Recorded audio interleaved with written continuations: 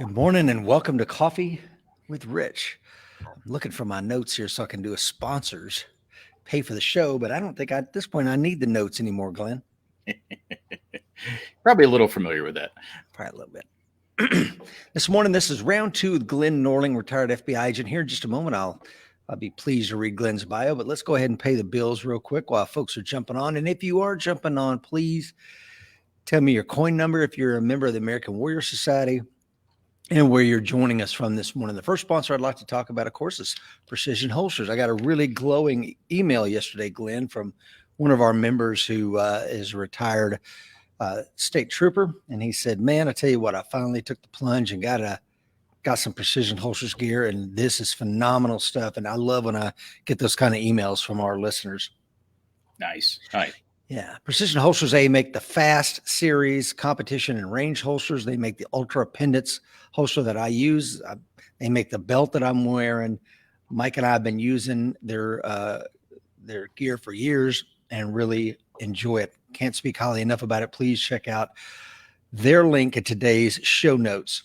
Precision Holsters. They are American made right here in the good old US of A. They're a veteran owned company. If that's important to you, please check out Precision Holsters. Mountain Man Medical. I've said it before, man, you're far more likely to use your life-saving skills than your life-taking skills. So please check out the co-branded trauma kit from Mountain Man Medical. And I'm going to tell you right now, with inflation doing what it is, that price of that co-branded kit is only going to go up this year. So if you've been thinking about it, haven't pulled the trigger yet, I'd highly encourage you to do that sooner rather than later. Cool Fire Trainer. Why dry fire when you can cool fire? There's nothing more awesome than cool fire on your firearm. Why? Because you get felt recoil, because it's your firearm. It's all you got to do is replace the barrel and the recoil spring and you get felt recoil. So on those days where you kind of slacken up that grip a little bit while conducting your dry fire, I guarantee if you're using a cool fire, you wouldn't. But I will tell you, you're going to have to be a little bit of patient. They are probably 3 to 4 months backlogged because the demand is so high right now. I'd also like to talk to you about apphemp.com. Now, if you're still on the job, their CBD products are full spectrum, so they will cause you to pop positive on your analysis. But if you're an old retired guy like me, then why not? It's going to make you sleep better. Your joints are going to thank you for it, etc. So please check out apphemp.com. My good friend Jesse and I were in the Marines together, and him and his family are artisan hemp growers. Last but not least, Century Martial Arts, makers of the Bob XL. Don't jump on a treadmill and run for 30 minutes. Get yourself a good strike game going with Bob. The other day, I was trying to explain to my son a jiu-jitsu technique. He's hopefully getting ready to get promoted, Glenn, and I couldn't make him understand it without hurting him. So I took Bob off the stand, got him on the mats, put a lapel gi top on him, and showed Grant the technique I was trying to get a hold of. So there you go. Yeah, we have a very well-worn Bob in our garage. Mm-hmm. I'm looking at him right now. Last but not least, I guess I should say, is the American Warrior Society. Look at that beautiful coin there.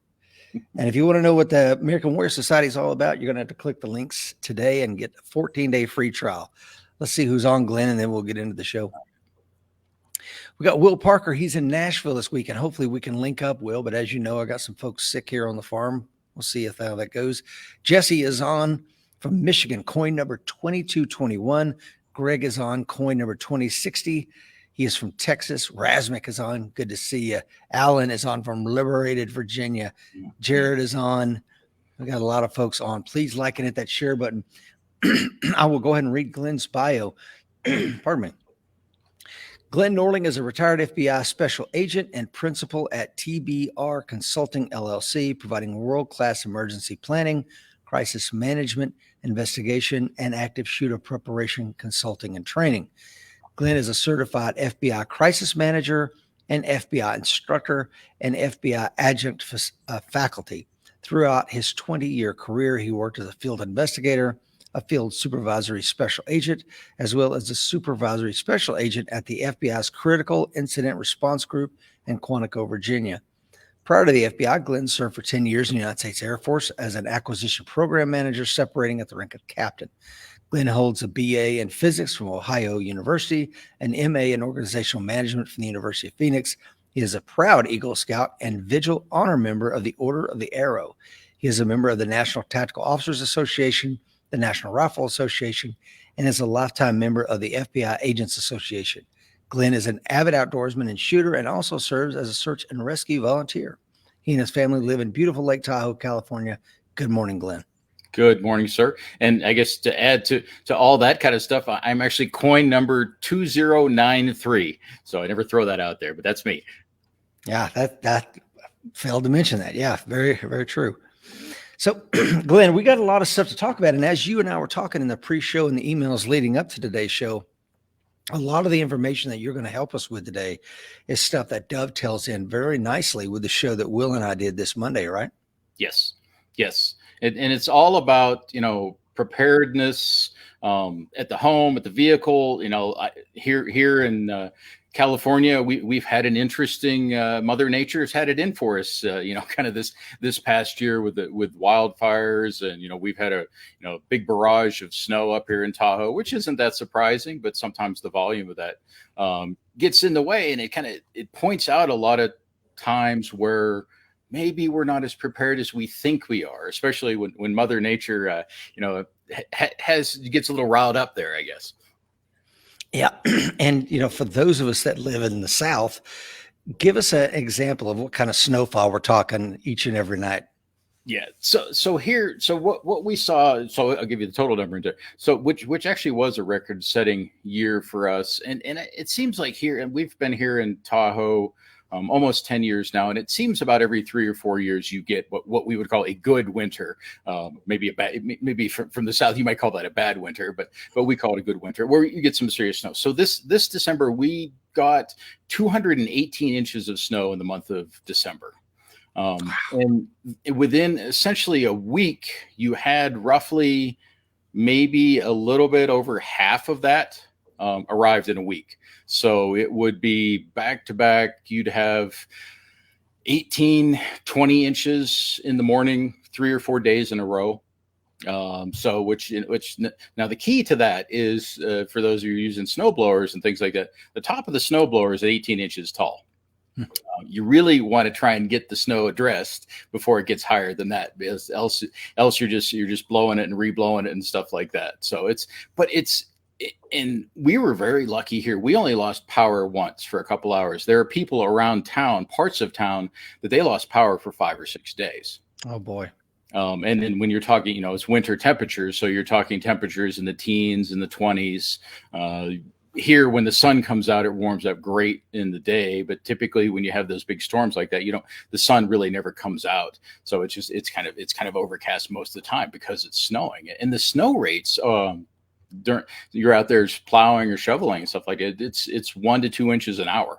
So it's coming down hard. So traffic is, traffic driving is darn near impossible. And we'll see here, it'd probably be 3 or 4 days before we'd see a snowplow on our side streets. So you've got 3 to 4 feet of snow in the road. Now we've got at least one. We've got one lifted Jeep that would be the vehicle, whose name is Hank. We name our vehicles. So Hank is the one we would take if we needed to get out in weather like that. But for the most part, you just kind of hunker down, make sure all your backups are in place. If you lose power, you've got a way to, we've got a generator and things like that. So you can maintain just as we talked about on the show on Monday, you can maintain, what power you need. So you can have heat or cooling, heat certainly in the case here, and keep your food and water together and stuff like that. So it's an interesting time. So the thing that you get very isolated very quickly. So as I look outside now, well, it's dark here, but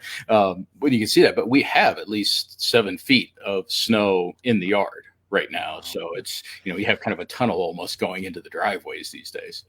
7 feet of snow. And it's, here in Tennessee, we had 2 weeks of back-to-back 4 inches, which is pretty exceptional for here. And this weekend, they're talking about 8 inches, and people are like, oh my God, what's going to happen? You would laugh at that. And it's absolutely, here it doesn't happen that often, but this is not outside of the norm or anything like that you'd see every once in a while. But there are so many other places. We lived outside of Portland, Oregon for 4 years, right around 2010, they had, what they termed the 100-year storm. in Portland. And this was, I recall this distinctly. We lived in Lake Oswego, just a little bit outside of Portland at the time. And it was the week before Christmas, and we got something like 14 inches of snow. And typically there you'd get maybe an inch or two. And so like in general, so all the infrastructure and everything around there is not really geared for that, right? You know, their whole approach to snow plowing on the roads was, well, they'd wait till it stopped snowing because it's only going to snow an inch or two, and then they'd start plowing. Well, after about 4 inches got on the ground, they realized it wasn't going to stop, and and you couldn't do anything at that point. It was just, you had to have chains to get anywhere. It was just, and I've also been in Albuquerque. I remember a couple of times at Kirtland Air Force Base there. They'd have an inch or two of snow in Albuquerque proper. And it was the McDonald's that was our, okay, the McDonald's even closed. They just weren't prepared to deal with it. So everywhere is, you know, it depends. And you know, we've seen, you know, we had that storm here in DC not very long ago. You see all the stories about those people being stranded and stuff like that. Similar type of things here. Yeah, getting stranded on the highway is, you know, as we're going to talk about more in detail. I was telling someone that is assistant disaster director, I got woken up in the middle of the night, said, hey, we got a 12-mile backup, I think over 700 vehicles. And, you know, like, hey, do you still have that shelter open at exit number whatever? And I'm like, no, man, we closed it 6 hours ago, you know, sent everybody home. And the only thing we could do was get with the National Guard here in Tennessee and have them get their Humvees and go up and down the interstate. And the best we could do for them was maybe a little bit of hot wets, you know, coffee or hot chocolate, blanket maybe, and hunker down for the night. But there wasn't much else we could do. Yeah, and that just goes to shows, you know, how when situations like that occur, especially when they're non-routine, how many people have blankets in their car, have water, have anything like that. And it really gets, you know, all of a sudden you're suddenly isolated. Now everywhere, regardless, everywhere has something. You know, you've got, you know, Mike Seeklander in Oklahoma. You've got tornadoes and stuff to be considered. I grew up in Ohio, so I was used to, you know, if you see the brown sky out there, that's a bad sign. And you know, they have tornadoes through there. If you know, my wife was stationed at Eglin Air Force Base for had to evacuate twice for hurricanes. So regardless of where you are, you've got something to contend with that you're fairly used to with Mother Nature, but it's kind of these exceptional events and things like that you know, a little bit of pre-planning, some advanced planning, paying attention to what's going on in weather patterns and things like that can give you a little tip off to that. And you know, how many people carry, you know, in Virginia, you could venture say nobody's gonna have a shovel in their car, an actual shovel in their car. Maybe somebody will have an entrenching tool, kind of, you know, somewhere in the base bottom of the trunk somewhere and things like that. But it's those type of things when we're sort of reliant on what's going on around us, and all of a sudden that's taken away and we've got to fend for ourselves. It's incumbent on us to prepare for those type of things. Have that kit in your car, things like that. You know, here, you know, certainly here you have a winter kit and you have a summer kit, just based on, because we have significant winter and stuff like that here. And that's a good lesson for everybody, I guess, is long story short there. So It is. And let's use that as a segue, Glenn, and talk about, let's start with vehicle preparedness. Is it seasonal, or just take us wherever you want with it when it comes to how do you prepare your vehicle? I would absolutely say it's seasonal, at least between winter and summer. And also I think that's kind of a good thing. What you don't want to do is put some stuff in your car that you really don't think about it or look at it or anything like that for a year or two. You know, batteries are dead, things like that. So it's almost like the smoke detectors. You want to look at that a couple times a year to see what's appropriate. And it depends on what you have. If you're in an area that's prone to flooding versus snow, you might have different things in there. But what do you want? You want what I would essentially is kind of it's a camping backpacking term of the 10 essentials. You want to have food, you want to have water. I'll give you one caveat for food. We can't store food in our cars because there's brown bears everywhere. Hmm. So if you leave anything in your car, candy wrappers, things like that, it's not uncommon to have a bear open up the car, and if bear gets into a car, it will destroy the inside. I'll tell you that right now. It's almost, as long as it's not your car, it's almost comical to see some of the outcomes. But food, water, some type of shelter, warm blankets, the space blankets are, the little thin, the aluminized space blankets are very powerful, or very popular because they're small and they're cheap. You really need something else better than just the little, folded up, 3x5 card sized safety blanket, but something, a nice wool blanket, surplus wool blankets. Wool is great. Wool stays warm when it's wet, right? So you don't want to have cotton type of stuff, but stuff to keep you warm inside the car. You want to have some type of lighting. If you've got the ability to have some sort of backup power, they make some power bricks and stuff for cell phones and things like that actually last quite a long time and will actually retain a charge. Maybe some of those disposable, if you're, again, in a cold environment, some of those little disposable hand warmers and things like that. Yep. Things like that you might need. Here in the winter, we always have an actual shovel. Not a snow shovel, but actually an actual metal shovel. It's just a shorter shovel. And I think back to that snowstorm in Oregon, and we'd moved from Virginia to Oregon just a couple years before that. So we had all sorts of snow shovels. We had snow shovels for the boys who were younger at that point. And in our little cul-de-sac, we were the only people that had snow shovels in the house. They didn't get snow very often. So we had one neighbor who's trying to sweep about 6 inches of snow off her front stoop with a broom.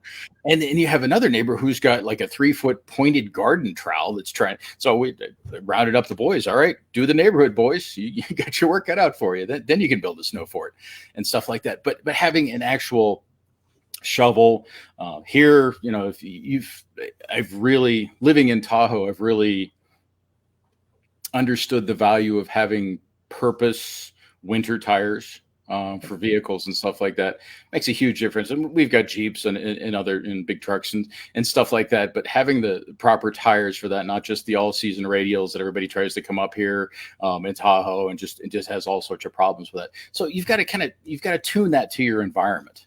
Certainly in the summer in Texas, what you have in your car is going to be a lot different. You're going to look at things for ways to provide yourself shade. You're going to look at ways to provide yourself ways out of the sun to provide some cooling and things like that. So, here when we change from winter to summer, our summers, we're over 6,000 feet in elevation. So the sun gets brutal up here.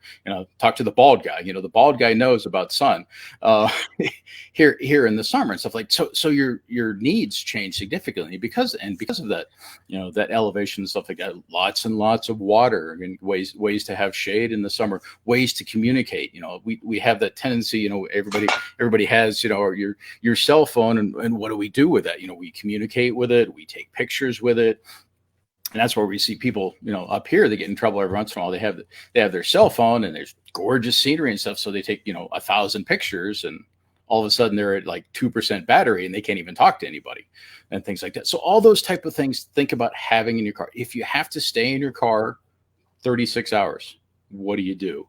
And then the one thing I'll say too about vehicles and thinking about that is if you're staying in your vehicle, you've got to make sure you kind of understand the surrounding vehicle.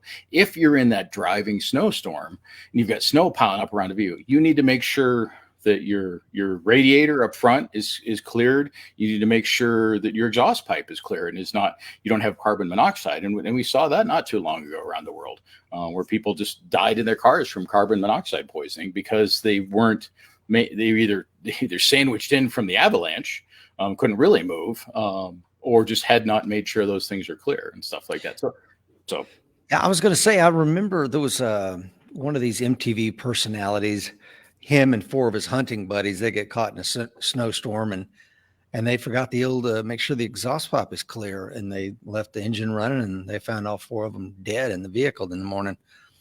And I think that I talked about this last show, and that is, look at what kills people in these type of environments. Right. Aside from that, to your point, Glenn, everybody, including me, I want a one-size-fits-all kit. But in reality, like you said, Glenn, we have to tailor it to the environment and to the most likely threats that we're going to face. But having said all that, there are some basic things that you already lined out that we probably need to have with us at all times. And then we, as the seasons change, we add in or take away additional equipment. I had one other thing, but it'll come back to me. I'm having a little bit of senioritis this morning. Well, and too, while we're still talking about cars too, I think, a couple things. Now you've got this mechanical device, things like, just a simple, basic toolkit. None of this is rocket science. A fire extinguisher, whether it's for your car or for the car next to you, or the traffic accident you come across, and of course always some type of first aid, some kind of trauma kit in the car as well. And it's the same thing we used to tell I was a scoutmaster for 5 years, and we would tell our Boy Scouts when we're going through it, you can buy the greatest survival kit out there. Go to reputable REI, one of those, buy this great $150 survival kit. But if you don't know what's in it, and if what's in it isn't really applicable in your environment, it's not really going to do you much of any good. So anytime we would the scouts would go out and buy a survival, we'd actually make them empty it out. Okay, what would you use? How do you use this? Do you know how to use this? And things like that. Same thing with your car. You've got to look and see what you actually need. Do you want a tow strap? Do you need a tow strap? Those type of things that you can put in your car. That might stay in your car all year round. But yeah, definitely, swap it, especially if you're having food and perishables like that. Batteries, I also consider as perishables. You want to look at swapping those things out when you can. Yeah. And yeah, eventually we're going to get around to making a video of what I put in my truck, and my truck's not perfect, and it's suited to the environment that I find myself out here in rural East Tennessee, which would probably be a slight modification from something, say Jared out in Montana, or Will in Montana, who's on this morning, or Alan, who's up in Virginia, or certainly you in Lake Tahoe, because we have different threats. Right. So as far as the vehicle preparedness, I think it's good to get us thinking that direction. How about the home? How do we prepare the home, Glenn? Yeah, and it's the same fundamentals, right? You want to have power. You want to be able to maintain temperature, hot or cold, heating or cooling. You want to have food. You want to have water. Kind of like you talked pretty extensively about on Monday with Will. And you basically, with power, redundancy is what you're like. Of course, we most of us get power from the city. There's options about solar and stuff like that. We've got a generator as a backup, and you can go. One of the things you'll see too is like all of a sudden here, for example, in December, a lot of people ran out of power, went on the generator. Okay, so there was so much snow in here, we didn't get food or gasoline deliveries because they just could not get here for 2 weeks. So we had several of the gas stations up here that ran out of gas.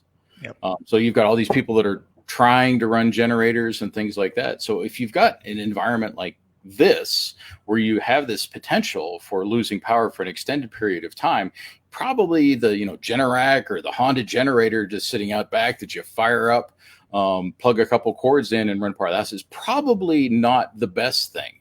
So that's, they have these, the larger, the $5,000 or so Generac system that will, you flip a couple switches and that powers your entire house. And that's powered off of the 500-gallon propane canister that's out in the backyard and things like that. So one of the things to think about is get into generator power is the ability to, have gasoline or kerosene, whatever it takes to actually run the generator. So that's, so that can give you power, you can, depending on the size of that, you could power your entire house or power the things like we do that we need to, we'll plug the fridge in so we can maintain our food and stuff like that. And we have a gas fireplace here. So if we are hurting for heating and we've been out for an extended enough time, I can actually plug into the blower on the gas fireplace. The gas fireplace will continue to run, and we can just warm the house. And we'll close the doors to the bedrooms and the farther out part of the house, and we're just going to have a little slumber party here in kind of the main living area and things like that. So you want to be able to keep yourself in a mild or semblance of comfort as far as heat goes. You want to have some power. You're not going to have all the internet and all that kind of stuff, but you want to be able to keep things charged if you have things that need to be charged. Lots of batteries, of course, and things like that. That's one of the nice things about, LED technology these days. Batteries and LED lights last a long time compared to, back in the day, it was the old yellow 2D cell flashlight bouncing on the back of your trunk that never worked when you wanted it to. And it produced like 6 lumens, literally. It was It's insane compared to what we had back then. But also, as you guys talked about on Monday, food and water, significant amount of water, and it's always more water we use on a day-to-day basis than we think we do. Yep. Whether it's for drinking water, for hygiene, and things like that. But a way to have started, and if you have a big water container outside, it's probably not going to do you very good in the environment here where it's buried under 6 feet of snow if you've got to get out to it. So you've got to have some of those type of things, food that you can fix in the house with minimal heat. We have a dual fuel kitchen oven, so we can run the stovetop all day long. Now, if you don't have that, delve into some pretty cool camping stuff these days, whether it's it's the old Coleman 2-burner stove, or whether it's one of the newer backpacking jet boils, one of the small things you can warm water, so if you need to sterilize it, you can, and things like that. So there's a lot of overlap with kind of camping gear that we use up here fairly routinely, and that gives us the ability to practice with it a little bit too. So it's not something that, so I have the 55-gallon drum of wheat and I'm going to figure out how I need to turn this into bread, and I've never opened the container, and how do I do that now? You want to do that when you're hungry, right? Yeah, that's excellent points. And like I said, having manual can openers and just little stuff like that, or plastic cutlery that you can throw away. It's non-perishable, that way you don't have to waste water trying to clean this stuff. But the time to think of it, of course, is now. And I remember what I was going to say, Glenn. I'm going to tell on myself. It's a very embarrassing story. So the first disaster we got caught in here in Tennessee, of course, I'm trying to be the assistant disaster relief director, and I'm caught in the middle of the disaster. And it was a winter weather disaster. Power goes out for 5 or 6 days here on the farm. This is pre-generator. I've been meaning to get one, thinking about getting one, going to get one day. Got caught with my pants down. And so what I ended up having to do is I would sit in the car sit in my truck with the truck running and have all my conference calls because I needed it to power my phone. And it was embarrassing for me, but I mean, a mistake that I never repeated again. And it only has to happen to you one time, and then you'll be like, this is what they've been talking about for years. Okay. And another thing is, you got the generators, you got the gasoline. How much gasoline do you need? And if you consider the fact that most of the generators run 1 gallon per hour, that now start doing the math on how much gas you need. And then what is the long-term storage of that gas? You're going to need to put some of the additives in the gas to make it last long. So these are more complex problems, and as you solve one, you may create another, but the time to think about it is now. Anything else on that, Glenn, before we talk about I'm interested in your thoughts about the gas station safety and security considerations, because I think it's going to be kind of neat. Yeah. Well, and perhaps that's a segue as we think about, going up and, filling up a few 5-gallon cans just when everybody else is perhaps starting to get a little desperate in doing that because they want to run their generator, they want to run their snowblower and things like that. So, but yeah, that's absolutely something you've got to plan for. And not only are you running the snowblower, but you will always have gas for the snowblower and things like that. But once you start adding that onto a generator, it makes a difference and significant in your usage. But yeah, so the idea with gas station is, we're all members of the American Warrior Society. So we're all more alert than your average person out there, right? We're looking for those things. We've got our head up. We're doing all those kind of personal preparedness, personal safety and security type of things. But a lot of times we lose focus when we get to a gas station, because you pull into a gas station. What are you looking for? Well, you're looking to see if you can find where you can pull up to a pump, right? You're really kind of focused on that. And you're kind of peripheral vision, you kind of narrow down to, okay, I'm going to park here, and which side is the gas tank on, and things like that. You're kind of distracted by those things, and a lot of times we don't really kind of remember to keep our heads up and keep looking around to see what we're pulling, what's on the other side of that pump. It's not a magical wall right there. What or who is on the other side of that pump. Where are you compared to where you can drive in and drive out? And one of the things we've seen, and it was actually a couple months ago here in California, there was a made the news probably around the country. A retired Oakland police officer, one of their command officers, was basically mugged, and thankfully he survived that, but basically mugged at the gas station. And we kind of started looking at that, and what ended up happening in that situation and a lot of other ones. Where do you stand when you're fueling up your vehicle? Do you have your driver's door open? And really what you want to try and avoid, and really pretty much at all costs, you don't want to have your door open and be standing behind your open door between that and the gas hose. You're kind of trapped in there. So we always would recommend, tactically connect your car to the gas tank, stand behind the car. That way you've got the ability, regardless of where somebody comes from approaching you. If somebody comes from the front of the car, you've got the car between them. You can actually go behind the gas pumps or behind the car if you got somebody coming in either way. And of course, we're standing out there, we're looking around.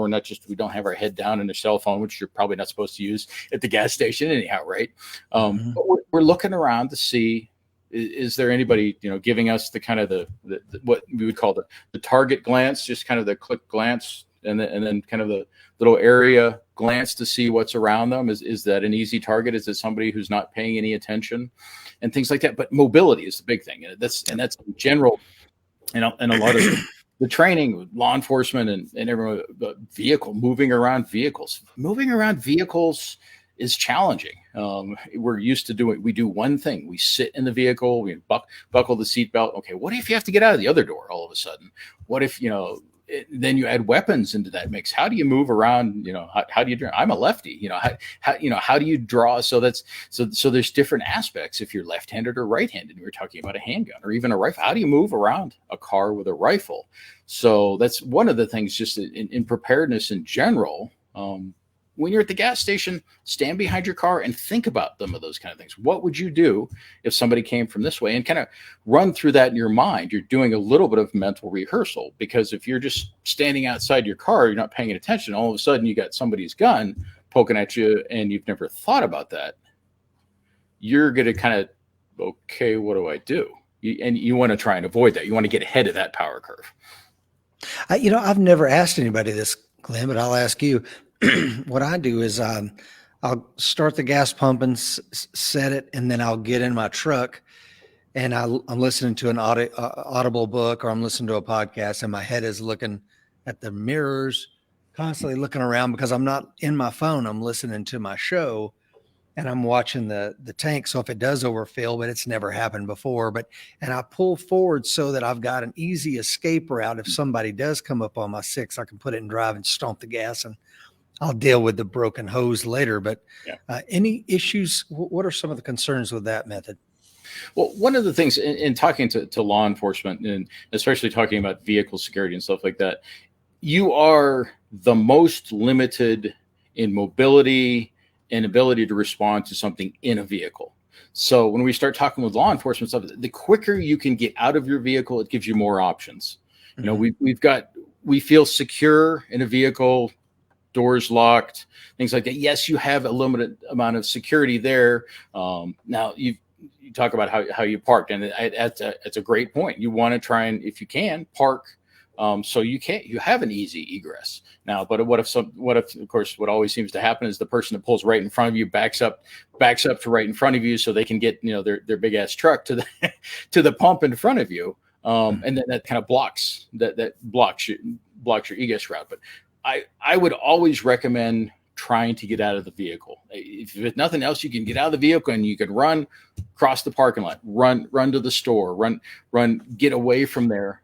That's going to give you more options you pretty much have one option if you're in the car, and that's exactly what you described. You stomp on the gas, you get the Gas heck pedal. out. Yeah. But that's only one option.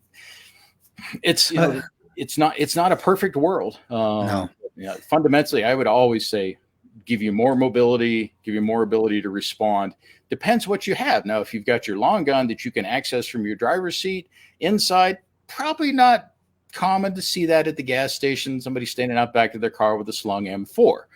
It might be appropriate in certain gas stations, but yeah, like when we had Manhar on here from South Africa, when the riots happened, he was everywhere you go, you got a long gun, and you'd be foolish not to. right. Glenn, let's welcome Dan from Flowery Branch, Georgia. Mr. Mike Seeklander is on watching this morning. Good morning, brother Mike.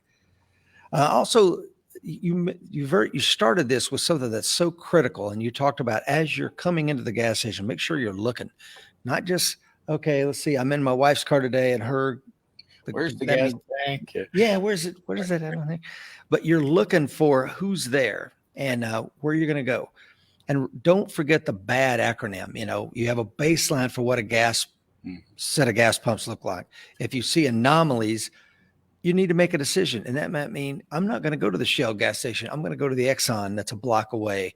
You don't have to go there. You have time to think. And when you have that baseline and then you see the anomaly, time to make a decision, you have the 3 C's of the decision. And that is, you can continue on and let the chips roll. You can cancel the plan. Like, I don't really need gas that bad. Or you can change the environment, change yourself, change your attitude, change where you go. But understanding what a gas station should look like. And if something isn't right, keep moving. What do you think? Yeah, absolutely. We're creatures of habit, right? We have a plan. We like to put our plan in action. I'm going to go here because this gas station is, a half mile closer. It's 3 cents less gas, and gas prices these days not trivial. We're all above $5 a gallon here in Tahoe, but it's Tahoe. You expect some of that silliness, but actually you bring up a great point that kind of underlying that is. I don't need to, I'm not rolling in here on fumes. I'm not rolling in here with, my lights, my light and the warning going off tell me I got 50 miles or less to go. Because, again, you're paying attention. You keep your gas tank, half or better. You never know when you get stuck. When you get stuck on a interstate in Virginia for 36 hours, and you've got 1/8 of a tank of gas to start with. That's not how you want to start. You want to have plenty of gas, and it's just a matter of kind of topping off that you're looking for. So yes, absolutely. We don't like to deviate from our plans. That's kind of human nature. We don't like to have other things impact us, and we'll just plow through this. We'll just get it done. Pay attention to those type of things. Same thing. If you see getting ready to put your credit card in the thing, and you see a bunch of tape and duct tape and stuff on the outside, that's probably not the place to put your credit card, because the skimmers these days, it used to be the duct tape and things were giveaways, but skimmers are very, you can have a lot of technology and you'll see nothing maybe aside from an additional layer somewhere, but paying attention to those little things. But yeah, you get caught up in, okay, which side is the gas tank on? But yeah, if you see something that looks outside of that norm, go somewhere else. Come back another time. Absolutely pay attention to those warning signs. And Alan Kelly, who's on, of course, he's a retired Virginia State Trooper. One of the things that he's saying, the I-95 Snowmageddon that happened recently. And to your point, if you keep your vehicle at or above half a tank of gas, then you provide yourself options that I can survive overnight. I keep an entrenching tool from my days in the Marine Corps, Glenn, to your point.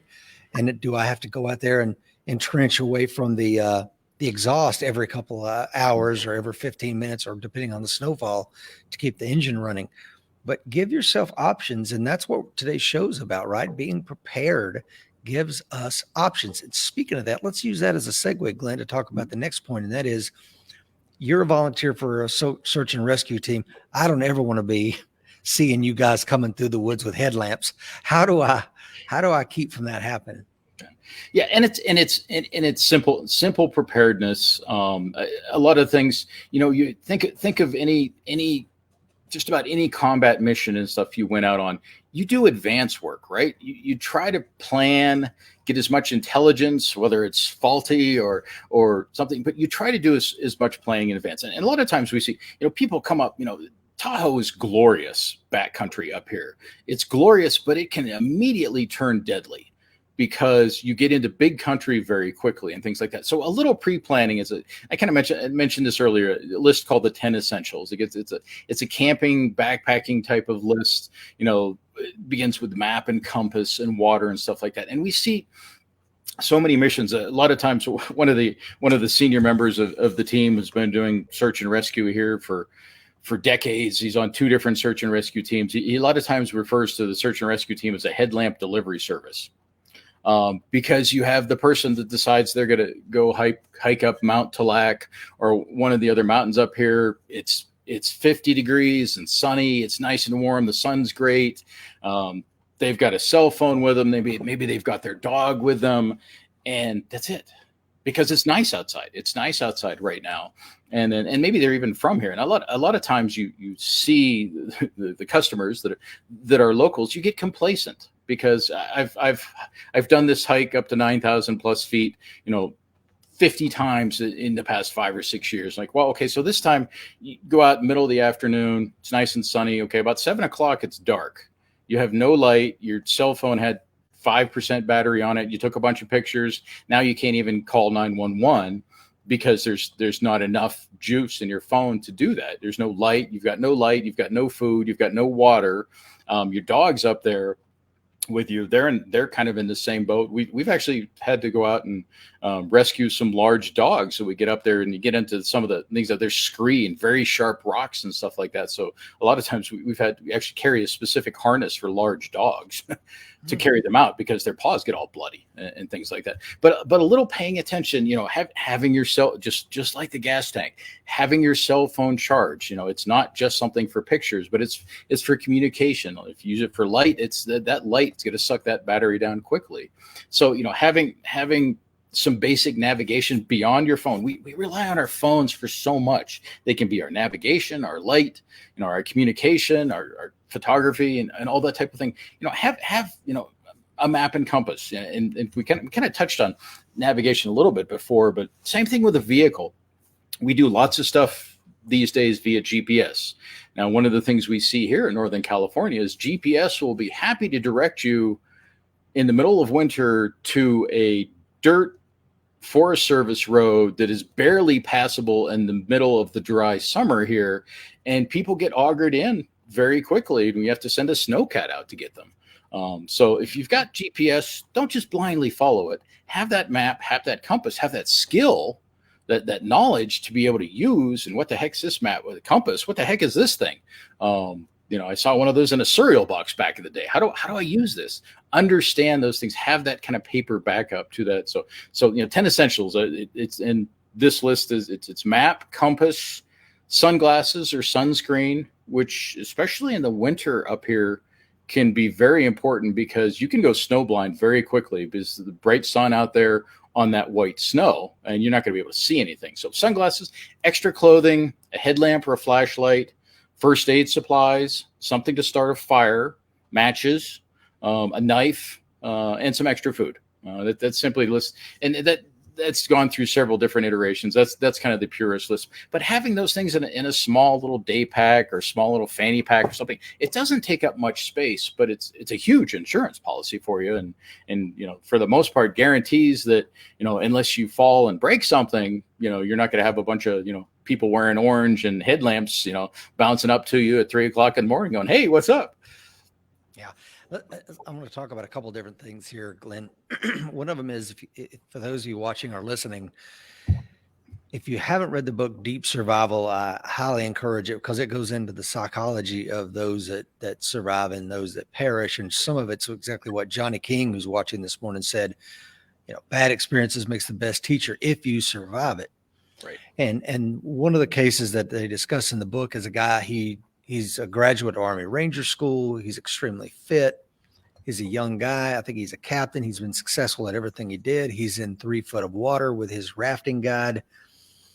and he falls overboard, and the rafting guy tries to get him, and he said the Army guy looked at him like and kind of shooed him away, and that was the last thing he ever did because his foot got caught in a rock, and he was the water pushed him horizontal, and he drowned in a matter of a minute or less.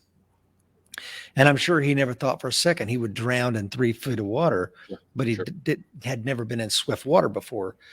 So read the book, understand what kills people, and those are the things you need to avoid. And one of the things I would share with the listeners is something we've talked about, or maybe Justin and I talked about on another podcast I had, Across the Peak. And that is there's a cognitive bias toward we've come so far. And I can't remember the name of it, but surely we must continue. And that can be a psychological trap for young, aggressive men. I'll give you an example. So me and Seeklander, who should be watching this morning, and his cousin Todd, the grizzly bear, and this was like a year before Todd was mauled twice in one day by a grizzly. But we're up in the same area in Montana, and the idea, Glenn, and for those watching, was we're just going to go on a hike, maybe 2 miles out and 2 miles back. So we're dressed in the death cloth, right? We're wearing cotton t-shirts, matter of fact, because at that lower elevation, it was a nice day. And as we start going up, the weather's deteriorating. All we carry with us was a bottle of water and our firearms and our cell phones. As we're going up. Now we're 6 miles in, been hiking for a couple of hours, but we can see the summit is like a mile or so away, and it starts spitting snow.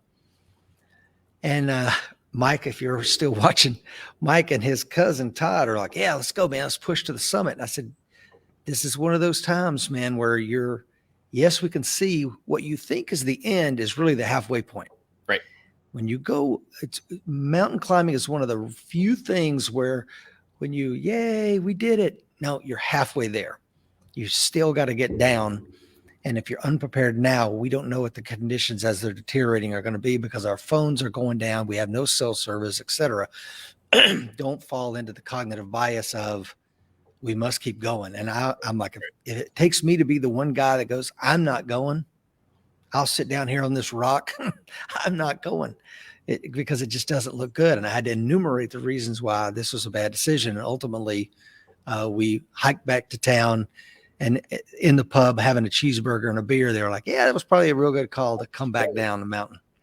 Yeah. And it's absolutely, that's one of the toughest things. And the title of it escapes me right now, but I just read a book recently about it was written by a former British SAS member that talked about his summits of Everest.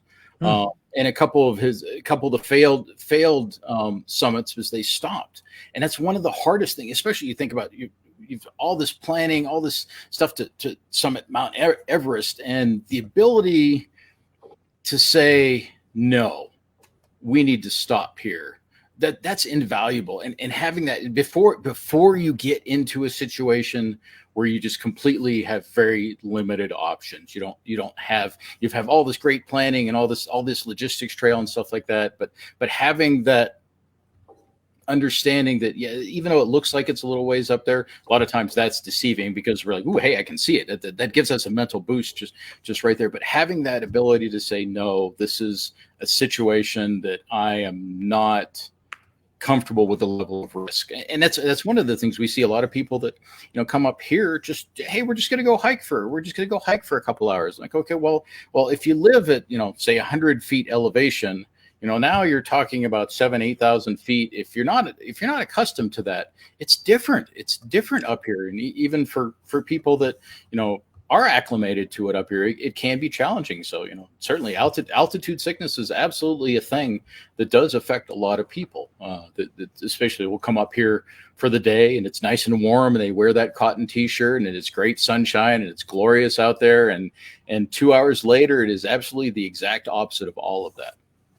Yeah. And we had another instance, Mike and I've been best friends for 30 years. So I could share many of them, but another one was we were in Wyoming and we were coyote hunting.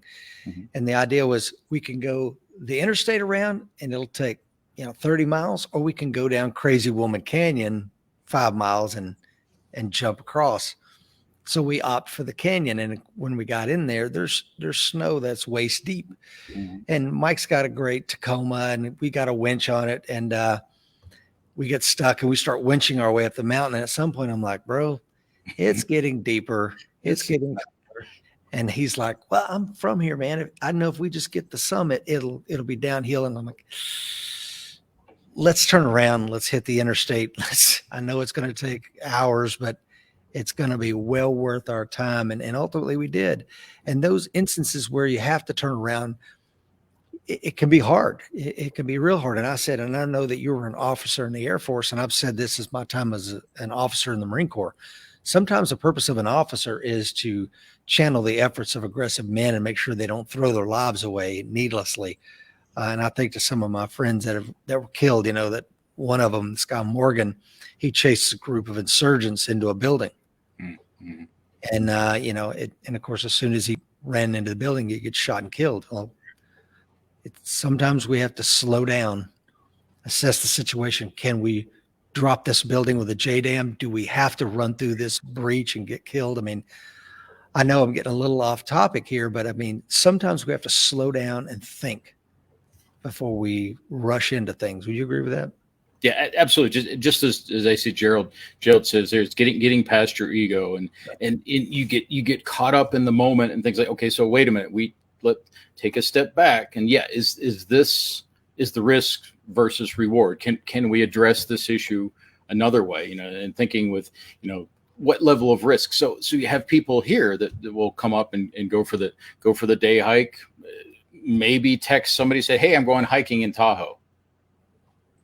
Okay, let's noodle through that a little bit. Okay, so I'm leaving from the Bayview trailhead at this time. This is what I'm wearing. This is what I have with me. This is where my car is parked.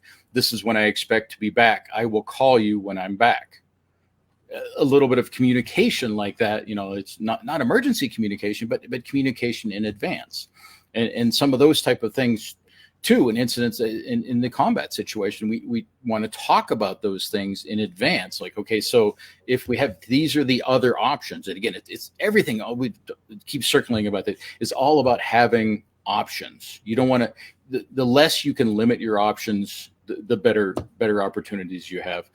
You touched on one thing earlier. I just wanted to hit again. You talked about water. The power of water, flowing water, is ridiculous. It is amazing. We have several rivers around here. Lake Tahoe is is a big enough lake. It's its own beast.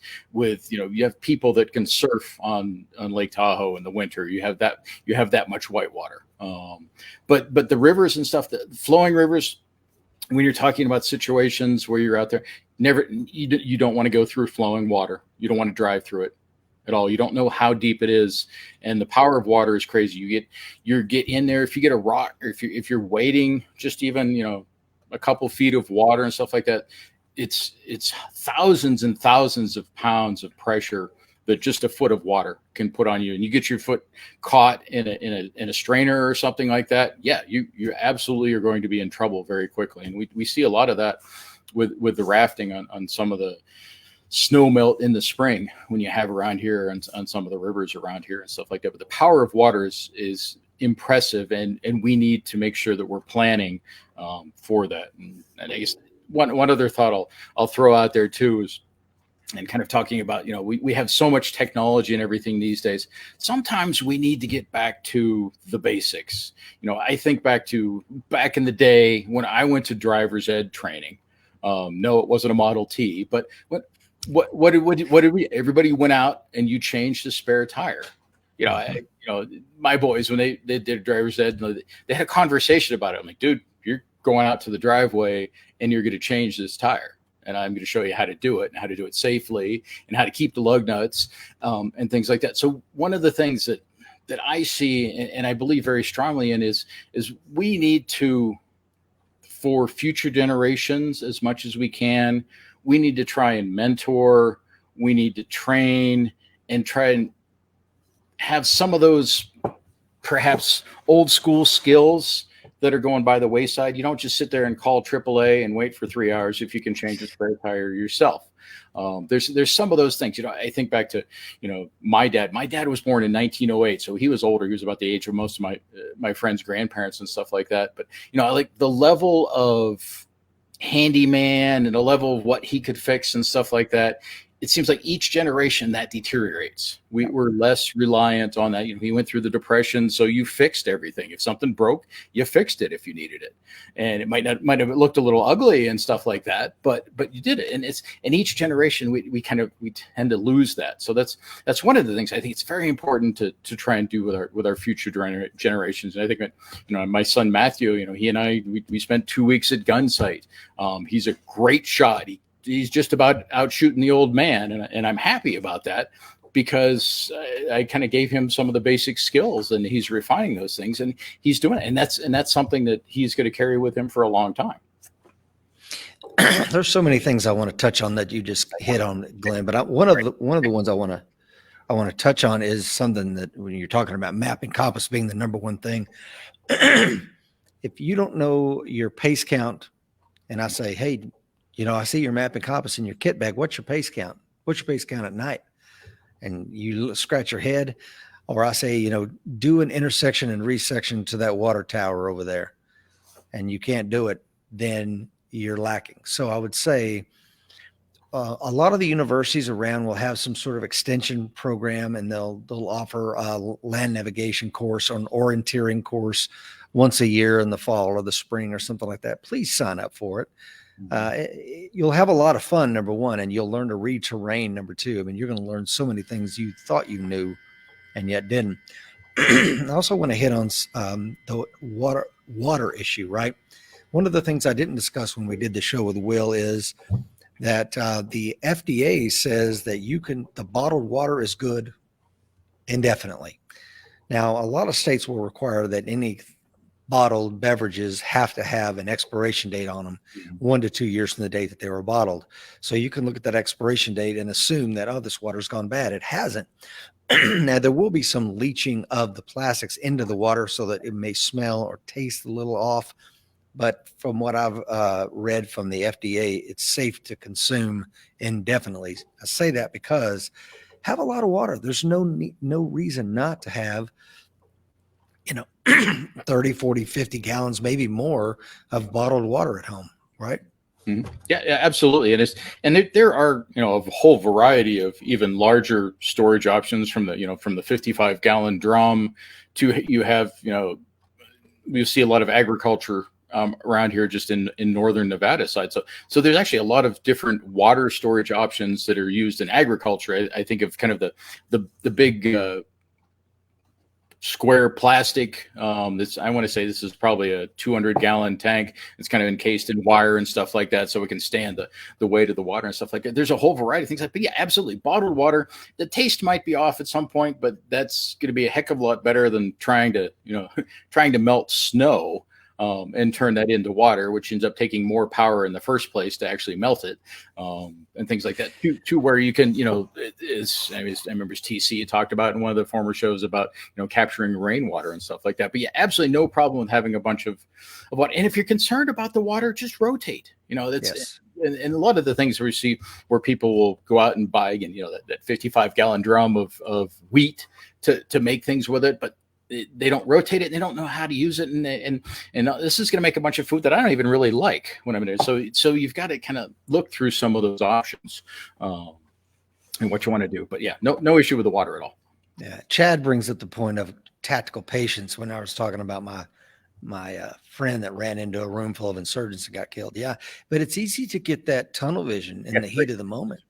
Absolutely. Yeah. I mean, that is so true. And to be able to open your aperture and see what's going around you. And I think one of the only ways to do that is like stress inoculation so that you don't get that tunnel vision and lose sight of the periphery. And, that could be a segue back to the gas station conversation. I'm so task saturated with, I got to get the gas and my wife told me I got to be home by this time. And the kids and they're screaming in the car. And next thing you know, somebody's putting a gun in your face. So or you think about the situation of a traffic accident, and I talk about this. I actually talk about this a lot in my active shooter presentations and things like that. So you get that tunnel vision. So you just got into a traffic accident. Maybe it's your first one. It's a serious one, and we're so focused on that, and what has just hurt you, the car. So I need to get out of the car and get away from the car as quickly as I can. And you read about this every once in a while in the media, is the person that got into a wreck on the freeway hopped out of their car and they're standing in the fast lane and they get hit and killed but they just had a fender bender. They get out because they lost that focus. They lost the idea of the situation. So I talk a lot about people, situations you think you might be in. Think about it in advance. And kind of, if you kind of work through that, at least mentally, you may give yourself that enough to give yourself that tactical pause to realize, okay, I'm okay here.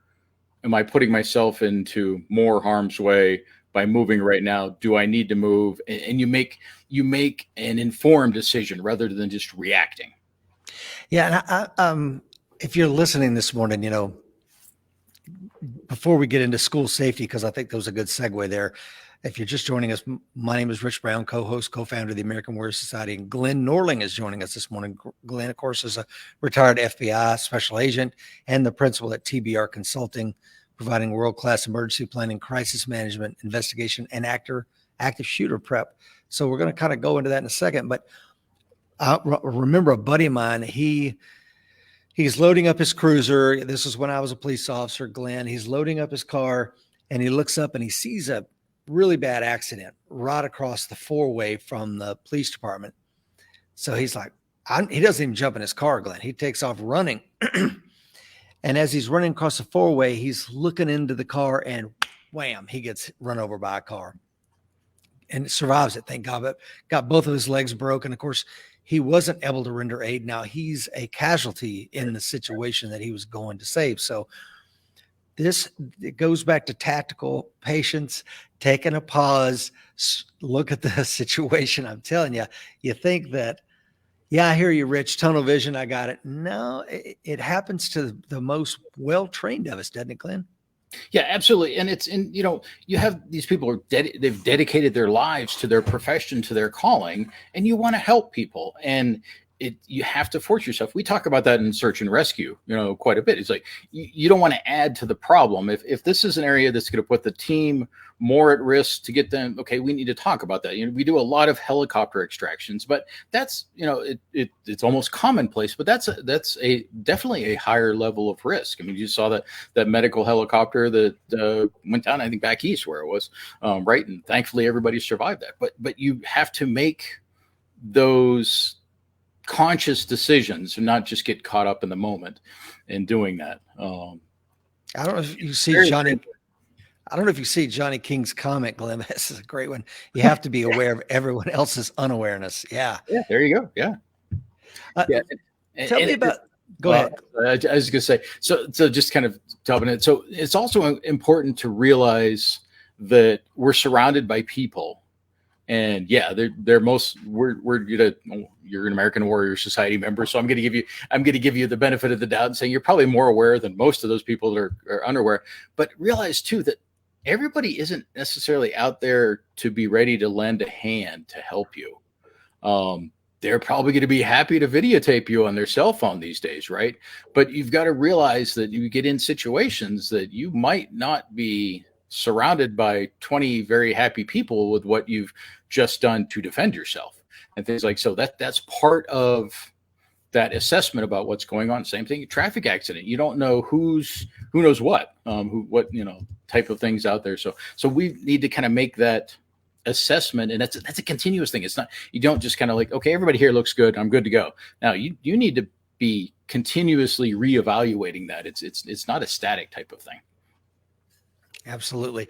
So school safety, what are some thoughts on that? Because I know you teach a lot of active shooter training. Did you do that in the Bureau as well as now with your own company? Yeah. And that's actually the time I spent doing that in the Bureau was really an additional duty, but it's something I did for the entire division. I think since 2013, I've actually talked to over 10,000 people here in Northern California.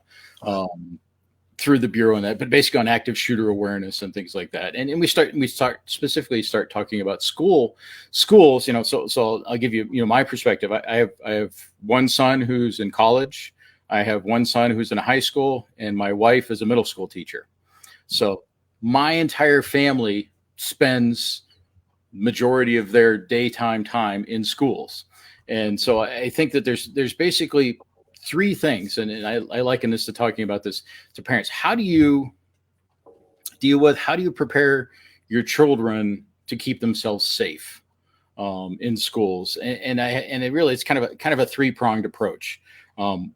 First, and this is perhaps the hardest step, is having a serious conversation with your kids about potential risks out there. And that's tough. Most parents don't want to talk about that. It depends on the age of your kids, depends on their maturity level and stuff like that. It's again, not a static thing here either, but having that conversation about, okay, there's bad things that can possibly happen out there, but there are things you can do. You don't have to resign yourself to, well, I don't have a gun, so I'm dead. Don't do that. That's that mental fortitude. That's that mindset, which is huge, and trying to educate them as much as possible on those type of things. So stop the bleed classes. You talked about, having land nav courses and stuff like that at community college. Absolutely great idea. Stop the bleed course is about an hour and a half course given by many hospitals, fire departments. I'm a stop the bleed instructor. It's free, but it basically teaches you how to control bad bleeding, hemorrhaging. It teaches you what a tourniquet is, how to use a tourniquet, how to do a fun thing called wound packing, which is exactly like what it sounds about. It's very effective. Things like that. So as soon as they're able, send them to a stop the bleed class. If they're interested in more of that, send them to a wilderness first aid course or a wilderness first responder course when they get a little bit older. That teaches a lot of, here's how to adapt to your situation in the wilderness where you might not have all the tools you want. We can kind of figure out how we might need to do that, but educate them on what they might need to do in a serious situation like that. You of course want to talk about where they should go, how they should react if there's some sort of a threat. Communication is huge. We see in these school shootings, more than 70% of these school shootings, there's been some communication by the shooter or the assailant in advance with other people. They're telegraphing what they might be looking at doing, and paying attention to those things is challenging for school districts. You have so much information. You have kids that are mainstream, doing fine, everything like that, and you have people that you try not to put people in a box of, well, that's the problem kid or something like that. You don't want to do that, but we need to make sure that we're paying attention to these things. Gosh, you look to the to the school shooting in Michigan, and you just see all these red flags that were ignored for a whole variety of reasons beforehand and things like that. So talk to your children about paying attention to that kind of stuff. When a friend of theirs or an acquaintance of theirs posts something on Snapchat, let's talk about that. We're not trying to get them in trouble. We're trying to get them off a pathway to violence. So having awareness of those type of things that are going on, so that communications in that aspect is huge, as well as communications kind of on the other aspect, and that's communications with you as the parent. Is here's where I am, and this is challenging. How many teenagers do you want to how many teenagers want you to have an in-detail conversation about what exactly they're doing, where exactly they're going, and stuff like that. So you've got to keep bumping it against the edge of that and understand, hey, if I call or if I text you this or something like that, we need to both pay attention to this immediately and have that kind of plan in there. I think also a little bit about gear, and I talked to my wife about that. So, a lot of you talk about school safety and shootings and stuff like that. Teachers will want, okay, well, what's the school district? What's the school going to provide for me for that? Most schools aren't going to provide you a whole lot, quite frankly, because it's very expensive. So there's nothing wrong with, if you want to have an extra fire extinguisher in your classroom, you want to have, a good medical kit aside from the 8 Band-Aids they give you at the beginning of the year from the school nurse and stuff like that. There's absolutely nothing wrong with that. The same thing goes with your kid. Both my kids have a stop the bleed kit. They have their own IFAC in their backpacks, and they know how to use a tourniquet and things like that. So the ability to provide a little gear. One of the things that I have mixed feelings about is, and I've seen several places that have sold these for a long time, is basically a ballistic panel that goes in your backpack. I have mixed feelings about it gosh, this was probably in the 2014-ish, 2015 or so. I recall seeing one company that was selling a ballistic panel was sized for his child's backpack.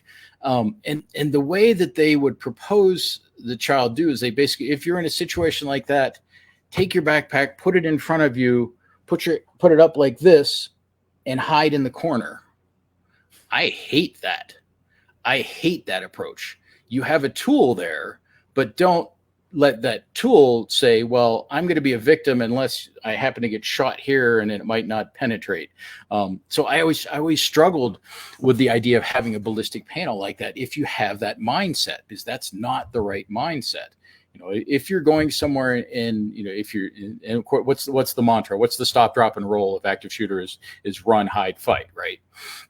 So one of the things that I thought in the Bureau that we kind of missed as we talked about it so much was in the hiding aspect. We say, okay, well, stay away from the windows, stay away from where you can be seen, dark, quiet, everything like that.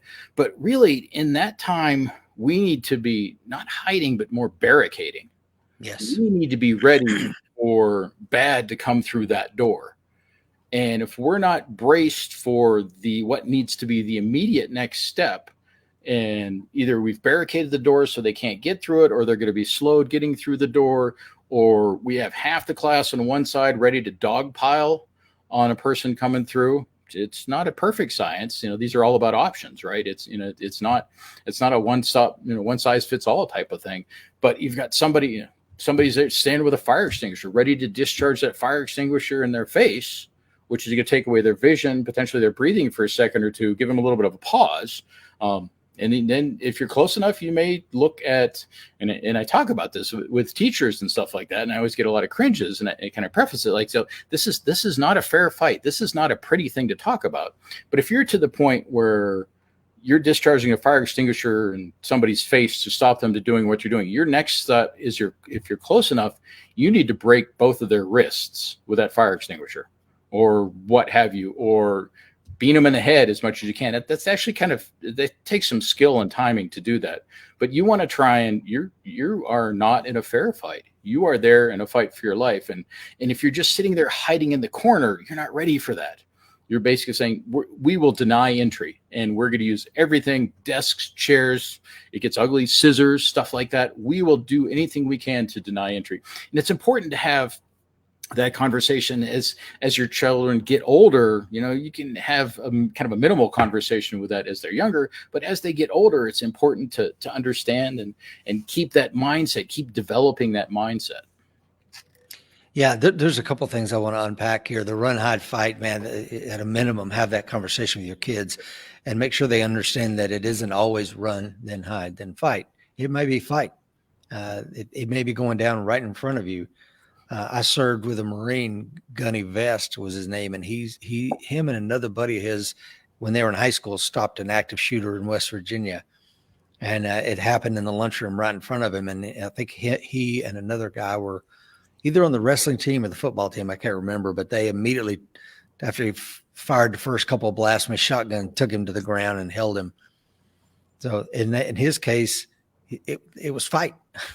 Yeah. And like you said, if you run and then hide and you don't have the ability to secure the room you're in, you may have just, funneled yourself into a death trap. So, and we look at active shooters, right, Glenn? I think it was the active shooter at Virginia Tech that actually went into the room and then chained up the room so he could kill more people, and it would slow down the first responders. So these people understand that. Please, at a minimum, listen to what Glenn said. Run, hide, fight is a conversation we need to have. And the final thing I would say, we had an AWS member that was heading up to the campus. I think it was at Ohio. It was a Somali-born Islamic extremist that drove his car into a crowd of students. Mm-hmm. And then remember that? And then he gets out, I think, with knives or something. And he was quickly engaged and killed by a law enforcement officer. And this AWS member comes up on the scene and he's got his backpack. Well, he does have a ballistic panel in his backpack, and he did have some tourniquets. And he wrote an article. It's up on the site if you want to check it out. All the articles are for free, AmericanWarriorSociety.com. I can't remember the name of the article. Maybe I'll put it in the show notes. But he takes his backpack off, gives the tourniquets that he had to the responders because they had a lot of injured students on the ground. And then he takes that ballistic panel, puts it in front, and starts moving. He doesn't hide because they don't know if there's more threats coming. He goes to where his sister is, gets her, they get away, get in the vehicle, and take off and head to their parents' house. And like when the campus sorts it all out, I'll come back to school in a day or so, but we're done today. So I think that's an instance where having a ballistic panel, which I don't, by the way, I'm thinking about it, can afford you options if you use it in conjunction with mobility to increase your survivability. What are your thoughts on that, Glenn? No, absolutely. And actually, like I said, it's a concept of having that ballistic panel. I just didn't like the approach. So I actually fairly recently ordered a backpack with a ballistic panel fitted to it. So I kind of want to see kind of what I feel about it. Because that's one of the things, because we can have all this great gear and stuff like that, but if we don't use it, we don't practice with it. We can I can have my M4 mounted in accessible in the backseat. Not that I could do that in California, but that's another story. But if you don't practice with that and you don't understand that, and especially thinking that brings me back to vehicles, if you don't practice tactically moving around your vehicle, you need to. How do you pop the seatbelt and get out the passenger side?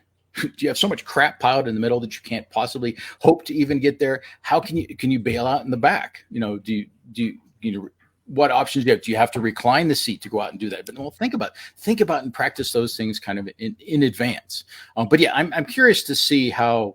I think it does give you. I like options. I think having a ballistic panel does give you options and things like that to do. And you brought up one point too that I wanted to touch on. One of the things we've seen in the active shooter, it's more accurately active assailant. It's not just guns. It's not just weapons. It's not long guns, handguns, but it's vehicles. So you drive, and we're seeing a lot more cases of edged weapons. Yep. There's so many places you can't easily access a handgun. If you're motivated, you're always going to be able to get to a gun. But it's kitchen knives. So we see a lot of, we saw a lot of these in Europe, but now it's kind of migrated to the US. So we see a lot of things, and people don't understand what to do with somebody that's got an 8-inch kitchen knife and understand how deadly that is. Yeah. And that's something we talk about. And that's certainly, I think you've had a couple of the martial arts folks that we've talked with, the American Warrior Society and things like that. But I think it's incumbent on us to learn a little bit of knife defense is tough. It's ugly and it's bloody. But understanding how a little bit to deal with some of those type of things, because we're seeing more and more things like that. And you see people that, will be out there essentially getting filleted for 4 or 5 minutes because nobody really knows what to do. Nobody has any idea how to possibly defend it. And when there are options and tools around, if you have the foresight to have thought about some of those things in advance, and that's kind of one of those things we don't typically think about. How would I defend with that? Well, okay, there's a lot of tools around, but you have to think through that first. Well, and to your point, it's an excellent point, Glenn, and that is this particular AWS member. He's 20 years old, and he's going to college, that day at the university. So he's unarmed because the university doesn't allow concealed carry on the campus. So in his case, he's like, everybody's like, oh, why didn't you just shoot him? Well, I could not legally carry a firearm there. So I had a can of pepper spray. I had tourniquets. I had my ballistic panel, and he did what he could do with the situation that he was confronted with. So he was prepared. And because he was prepared, he had options, and he was able to provide some of those options to the first responders who were not as prepared to deal with something of that magnitude. So anything else on that, Glenn? Because I really want to get your take on where are we heading, man, and what can the average person do to prepare for what lays ahead of us as a nation? Nothing. I mean, that's a whole nother conversation if we wanted to talk about, active shooter and CCW, everything like that. That's another show in and of itself, type of thing. But I think, one of the things is we've touched on technology and that, but we are super, super reliant on technology these days, right? And even so, I think to my boys and stuff like that, how reliant they are, even more so. And it's one of the things, kind of back to my point about mentoring and teaching our younger generation some of the how to use a map and compass. How do you communicate if your cell phone doesn't work? Do you just have to plug it in and don't know what to do? If you have that flat tire and things like that. So I think as much as we can prepare ourselves to be more self-sufficient than we are right now. I mean, I don't know that I necessarily believe in the whole New Year's resolution type of thing, but I think it's always important to grow and to learn. And sometimes that growing and learning is taken back to more fundamental things. Okay. So what can we do in our day-to-day lives? I remember in previous show, we're talking about power and generation and stuff like that. And a couple people brought up, well, they're looking at solar panels and things like that, so they can possibly be more self-sufficient. And I guess I would challenge everybody to think about what we have around us where we can be less reliant on, whether it's the city, the county, what have you, other people to provide for us. Maybe you start a garden. It's some education. Maybe your kid, maybe you teach one of your children or all of your children how to garden, things like that, where we can become less dependent on it. So when we get into those situations where all of a sudden we don't have all those services we're used to, we don't have all those communications we're used to. Gosh, I remember back in the Boy Scouts, I used to do a thing called semaphore. If you ever remember that, the two colored, the diagonally colored flags and stuff like that. We used to do that way back in the day. That'd be a way you would communicate, between ships. But, I don't know about, most kids probably aren't going to want to try and learn Morse code. I don't know that I necessarily want to learn it, but I've got a cheat sheet I can certainly look at. It's not on my phone. It's on a piece of paper. And I think some of those type of things is much self-sufficiency, ways to communicate with each other. We talk, how many kids these days, really the only kind of banking they do is at an ATM or online, right? It's certainly online banking is super easy. And I know you're going to talk about financials with Will next week, but let's talk about money and how we don't want to live and die by the ATM, because all of a sudden the ATM might not be usable for you. And that happened around the country, last year, maybe the year before that, and things like that. So being more self-sufficient, being more prepared.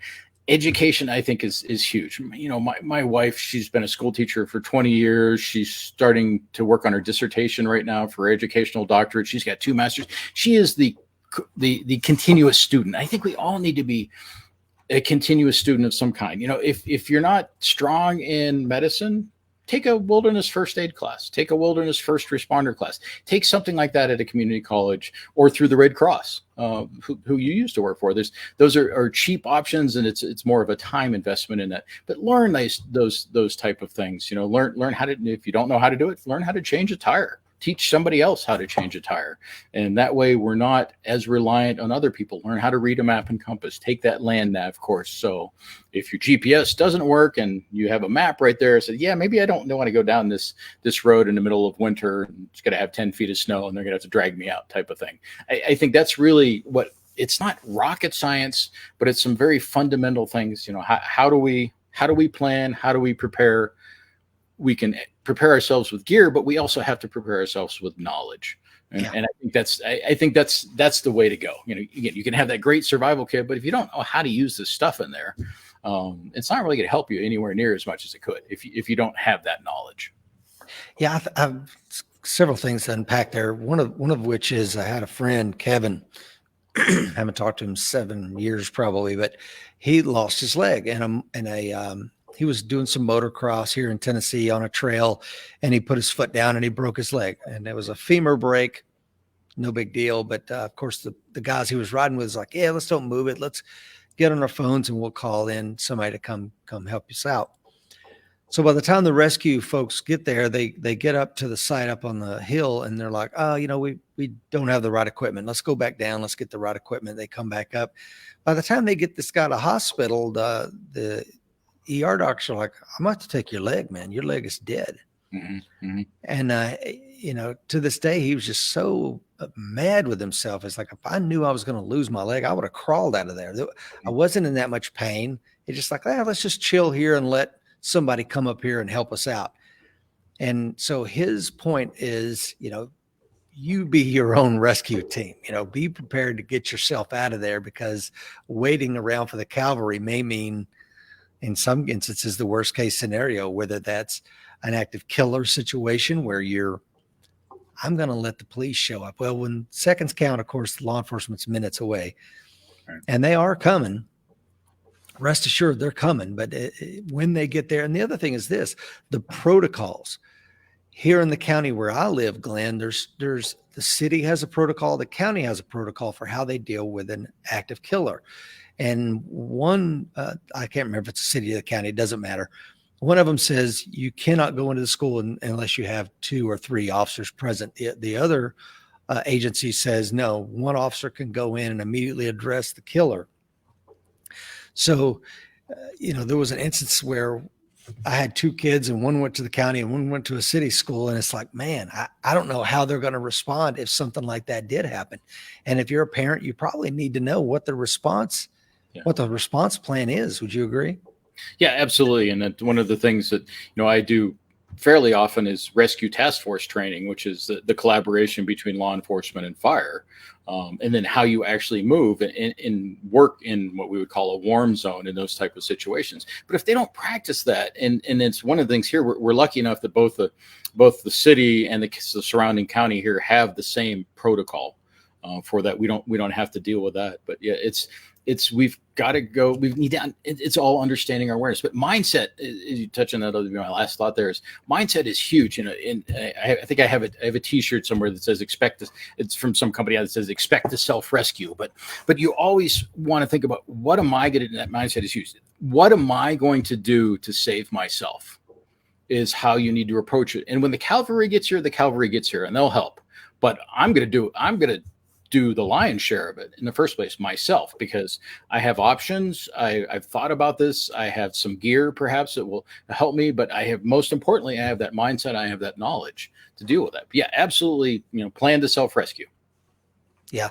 And another point that you brought up earlier, Glenn, and that is, you can have all the best kit, but if you've never actually broken out and use it, and that's one of the things I've toyed with the idea of, I'll create the kit because I'm trying to remove excuses, right? As the co-founder of the American War Society. And like, I want to remove the excuse of like, I don't even know, Rich, I don't know where to go. And I thought, well, I could build these kits and sell them, not to make a profit, but to like, here, man, I'm removing the excuse. You give me $100 something bucks and I'll ship you the kit. You're welcome. Right. But then I thought, no, you really need to build that kit. And in the process of building it, you need to use it. Maybe buy 2 kits, one that you can just tear apart and use. And then one that, now that you understand the equipment better, it's there for you. Like your point about wound packing. If you've never done wound packing, take a piece of pork tenderloin and you're packing gauze and then coat that piece of pork tenderloin in oil, and then try to do it. To replace the viscosity of blood and feel what that's going to feel like. And then play the mental game. As I'm wound packing, guess what? The person I'm going to be wound packing on, they're going to be squirming and screaming, and it's going to be uncomfortable. It's going to be bad for everybody.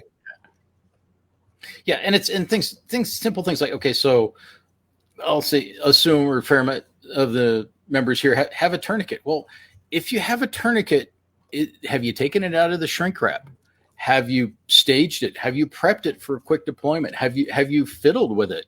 And they make training tourniquets these days. I think that North American Rescue is the one that I'm familiar with. It's a bright blue training tourniquet, because you don't want to use ones that you use in real life because after a while the elastic and things like that will degrade and it might not work when you really want it to. But buy a practice tourniquet. They cost basically the same as a regular tourniquet, maybe even a couple dollars more because they're designed for practice. But get that thing out of the shrink wrap and understand how to get it ready to go, as opposed to, okay, well, here's the little manual that's in the shrink wrap, and I got to get my glasses so I can read this fine print on here. What do I do with this thing? No, get that out of there. Get a feel for it. Understand what it's going to feel like. Better yet, get the training one. Whip out the training tourniquet. Whip out the training Israeli bandage and figure out how to use that thing, rather than just having it sit in there brand new. It doesn't matter if a tourniquet is, in the shrink wrap. Being, and I don't necessarily that the shrink wrap is sterile, but being sterile isn't really what you need at that point. What you need is its power of stopping the bleed. Yes, excellent points. And of course, you can pick up all these supplies at Mountain Man Medical. See today's show notes for one of our sponsors, because it's great equipment at a discounted price for those that are watching or listening to today's show. The other thing I would say on that is, please understand that there's been an over-reliance of tourniquets, and this is something that Brian McLaughlin from Mountain Man Medical is talking about, and he was a Navy corpsman with the Marines in Afghanistan. He said, the reason why the military has become so reliant on tourniquets is we're wearing body armor, Right? Just like you did in the FBI or perhaps in the Air Force. We got our torsos covered, brain buckets on, maybe groin protectors on, etc. So the extremity injuries are the ones that are often fatal because of the massive bleeding. And we're seeing guys die of exsanguination. Well, we can stop exsanguination with a tourniquet. Easy fix. But people that get shot on the street, in a school, wherever, they're not wearing body armor. So when they get torso hits, right, Glenn, I'm saying all this to say you need to buy and learn how to use chest seals. Yes. And you're going to need a chest seal for the front, and you're going to need a chest seal for the back. Now, our warfighters don't necessarily need to worry about that as much because they're wearing body armor. You and I, as civilians at a gas station, probably won't be wearing body armor. So having chest seals and knowing how to use them is going to be critical. Absolutely. Yeah. And when somebody's shot in the abdomen, how do you deal with that? Having that knowledge and understand, but you're absolutely correct. That's one of the reasons, tourniquet's a fairly straightforward thing, but yeah, it has limited application, and it's designed fundamentally, most applicable for people that are wearing body armor. And you don't have that in a day-to-day basis. What do you have? What if somebody's, shot in the side of the neck or a part of the, if you're shot in the head, it doesn't necessarily mean that is a, you're going to die from it. You got a pretty hard bean out there. So you have, depending on where you get hit, you could basically have almost just really what's a superficial wound. But having that little bit of knowledge and how to deal with that is huge. Yeah. And Chad, of course, is commenting here. Chad was a soft guy, and he's a retired Army operator. He says, get it out of the shrink wrap because it's super difficult when you're bloody to deal with plastic. Yeah. Great point. And I'll throw. I know we're kind of long on time, so hopefully this is good stuff for everybody. I think it is. And we talk about gloves, nitrile gloves, protective gloves and stuff like that. How many of us we all want to be high speed, low drag. We want to have the cool tactical black nitrile gloves and like that. Well, blood is hard to see on black gloves. Right. So one of the things we switched is actually to either a tan or the purple kind of glove. So when you're doing an assessment of somebody, you run your hands around to see where there's blood coming from, you can see that so much easier. And it's little things like that can make a huge difference in dealing with a situation like that, to think about in advance. Yeah, that's a great point. And that's something that when I was showing my buddy Justin, who is a MARSOC operator, who's now a paramedic, I was like, yeah, man, check out our co-branded trauma kit. And he's like, yeah, these black gloves, man, I'd replace them with blue or something. And he explained the same thing. He said, especially at night, you're coming up on a car wreck at night, you got a headlamp on, a black gloves. I can't see where the bleeding is. So that's an excellent piece of advice. Jared said, are there chest seal instructions on the AWS site? We do have a limited bit of trauma and medical stuff in the training vault on the American Warrior Society site. I don't believe we have chest seals, Jared, but you can find that instruction over at Mountain Man Medical. Brian McLaughlin does a video series on that. And I want to go back to something you said a while ago, and I know we're running long on time, and I hope you're okay with that, because I have no problem, because I think this information is so critical for people. I got my second cup of coffee, so I'm good. Man, that's what I'm talking about. Okay, so one of the things you talked about earlier, Glenn, was fighting in and around a vehicle, and you couldn't be more accurate. A lot of people will say you need to know where the A pillar is. You need to know where the B pillar is. If there's truly 16 points of cover on a car, where are they, and how do you use them to your tactical advantage? Or do you get sucked into the car and fight in and around it, or do you get away from the car? Lots of things to consider. We have an entire module on this in the American Warrior Society site. So if you're hearing Glenn, a retired FBI agent, telling you about that, you're like, man, where do I go to learn it? AmericanWarriorSociety.com. You're welcome.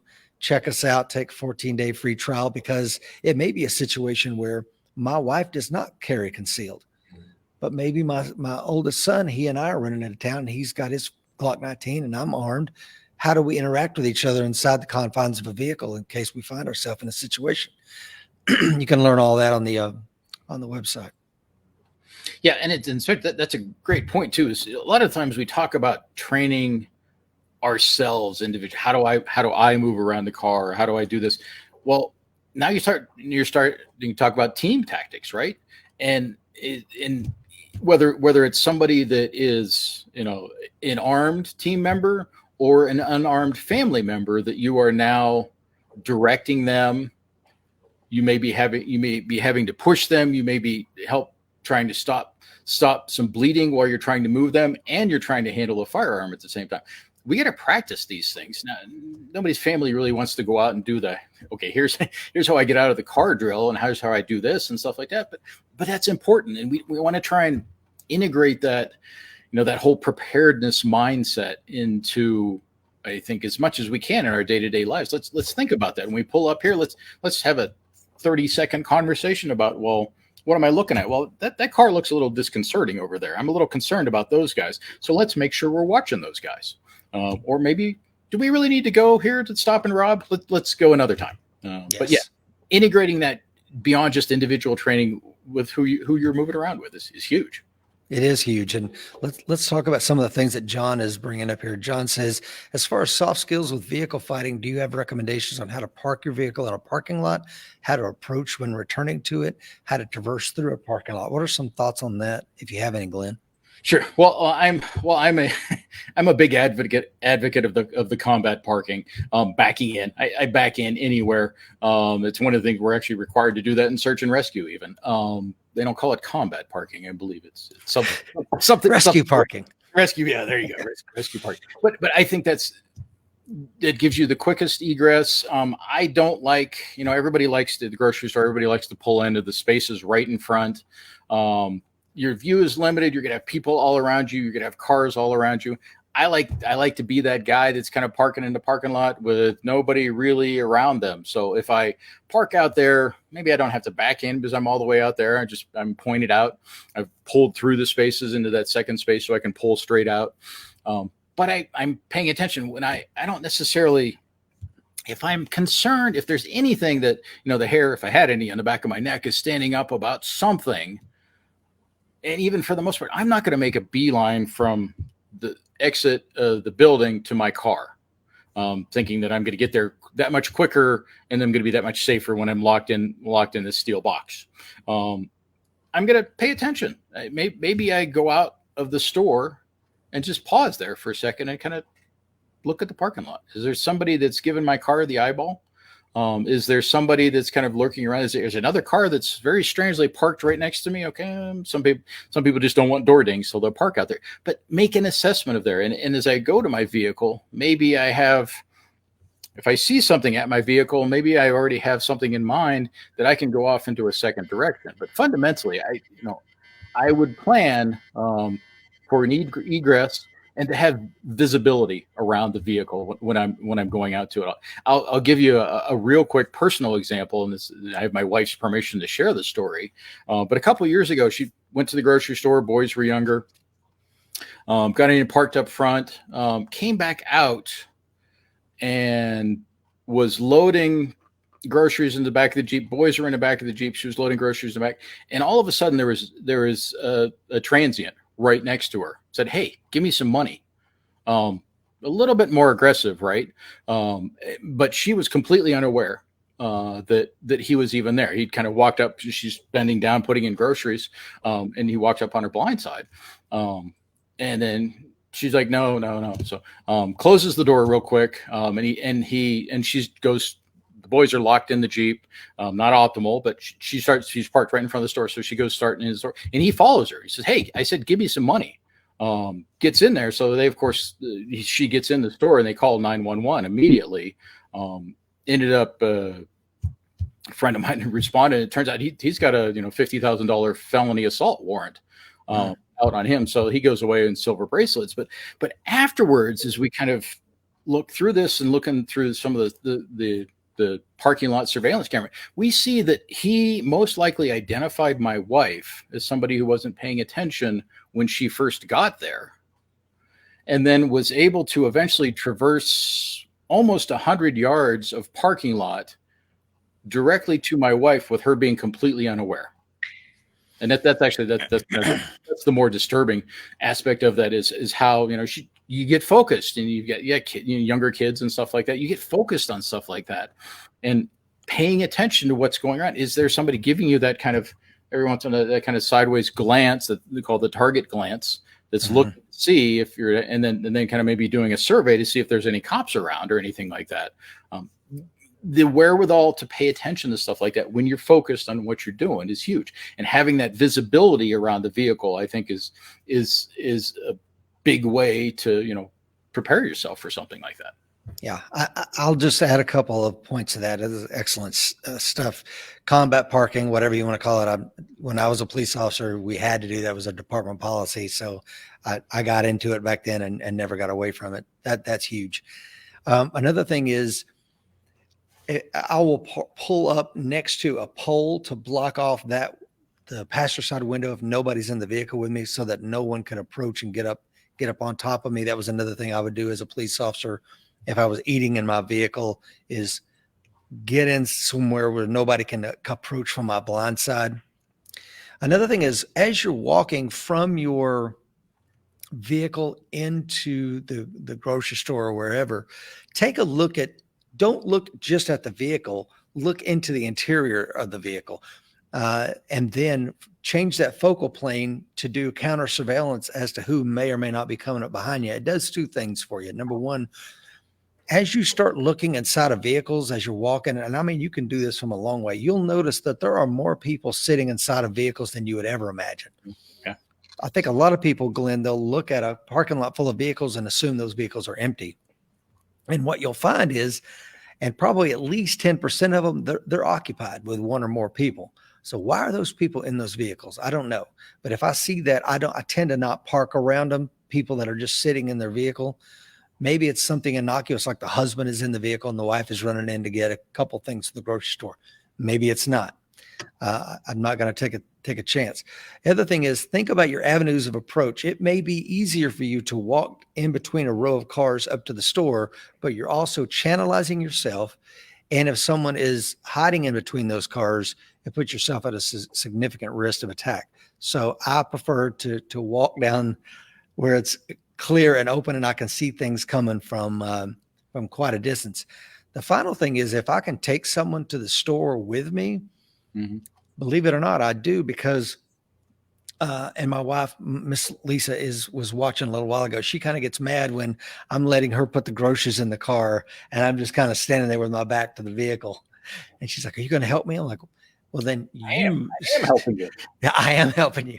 Then you provide security and I'll put the stuff in the vehicle. But one of us we don't need to both have our back turned putting stuff into the vehicle. That's just not a good idea. John asks a follow-up question. He says, is there any particular type of vehicle you recommend owning that has self-defense advantages?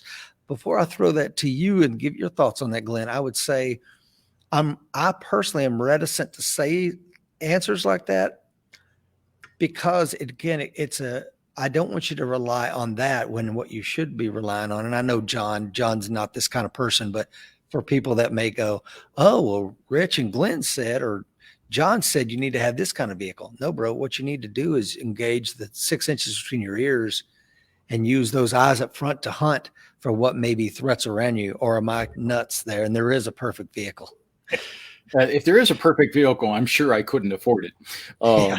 So, which is true for most. But that's a great point about actually looking into vehicles. Because most people see a vehicle, windows rolled up, they don't really look past the rolled up window. But yeah, that's a great point to identify vehicles that are occupied.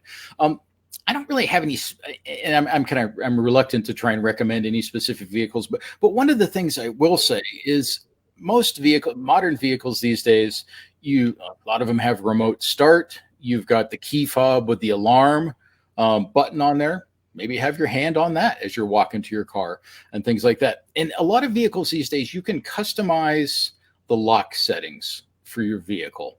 So when you push the button once, maybe it unlocks all the doors, or maybe it just unlocks the driver door. One of my vehicles, I'm usually the only one that's in it. I've have those settings changed so it only unlocks the driver's door. I have to hit the button a second time, which is not that inconvenient if I want to, put groceries in the back or something like that. But you can adjust those type of settings, and a lot of things. What do we do most of the time when we get to a vehicle? We get in the vehicle, we whip out our phone, and we see who's texted us or who's called us, and we sit there in the vehicle. Well, unless you actively lock the vehicle, it's unlocked. Most vehicles will lock at 20, 25 miles an hour. Mhm. And sometimes even when you a lot of cars when you shut the car off, will automatically unlock. Change that setting if you have that capability, and and better yet, don't put your head down and sorry, you see the top of my bald head there. Don't put your head down and check all your phone messages in the parking lot there. You've just walked to your car. You can just put a bunch of stuff in your car. You are clearly not paying attention to what's going on. And you're basically got a big victim sign outside the car and stuff like that. So if you can change those type of settings in your car, a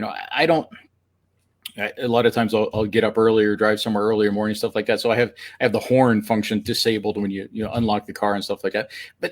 And I think too you're just advertising to people that you've just unlocked your car if the horn honks or something like that. Maybe the lights flash and stuff like that. But as many of those type of settings that you could change in your car to keep your car a little bit more secure. Those are the things I'd recommend. And it's more how we behave in our car. We have that tendency, and it kind of goes back to what we were talking about the beginning today. We have the tendency when you get in this steel and glass box is we feel very secure in there, and that's not really that accurate. It's easy if you know how. It's easy to get through a window. It's easy to, even if you're sitting there with the car doors locked, if somebody's familiar with that type of car and the window, it's easy to get in, and before you even know what's going on if you're not paying attention. So those would be a couple of things that first come to mind for me.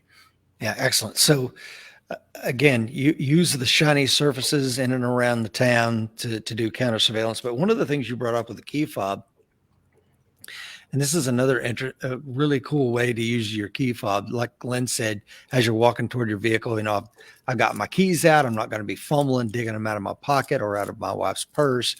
As we're walking to the vehicle, I'm unlocking the vehicle, and I've got my finger near that thing. But at the same time, when you've got your keys, put them on your nightstand. If you hear somebody jiggling the lock at the Airbnb or at your house, you can always hit that alarm button on your truck, and maybe that will run them away from the door or the vehicle.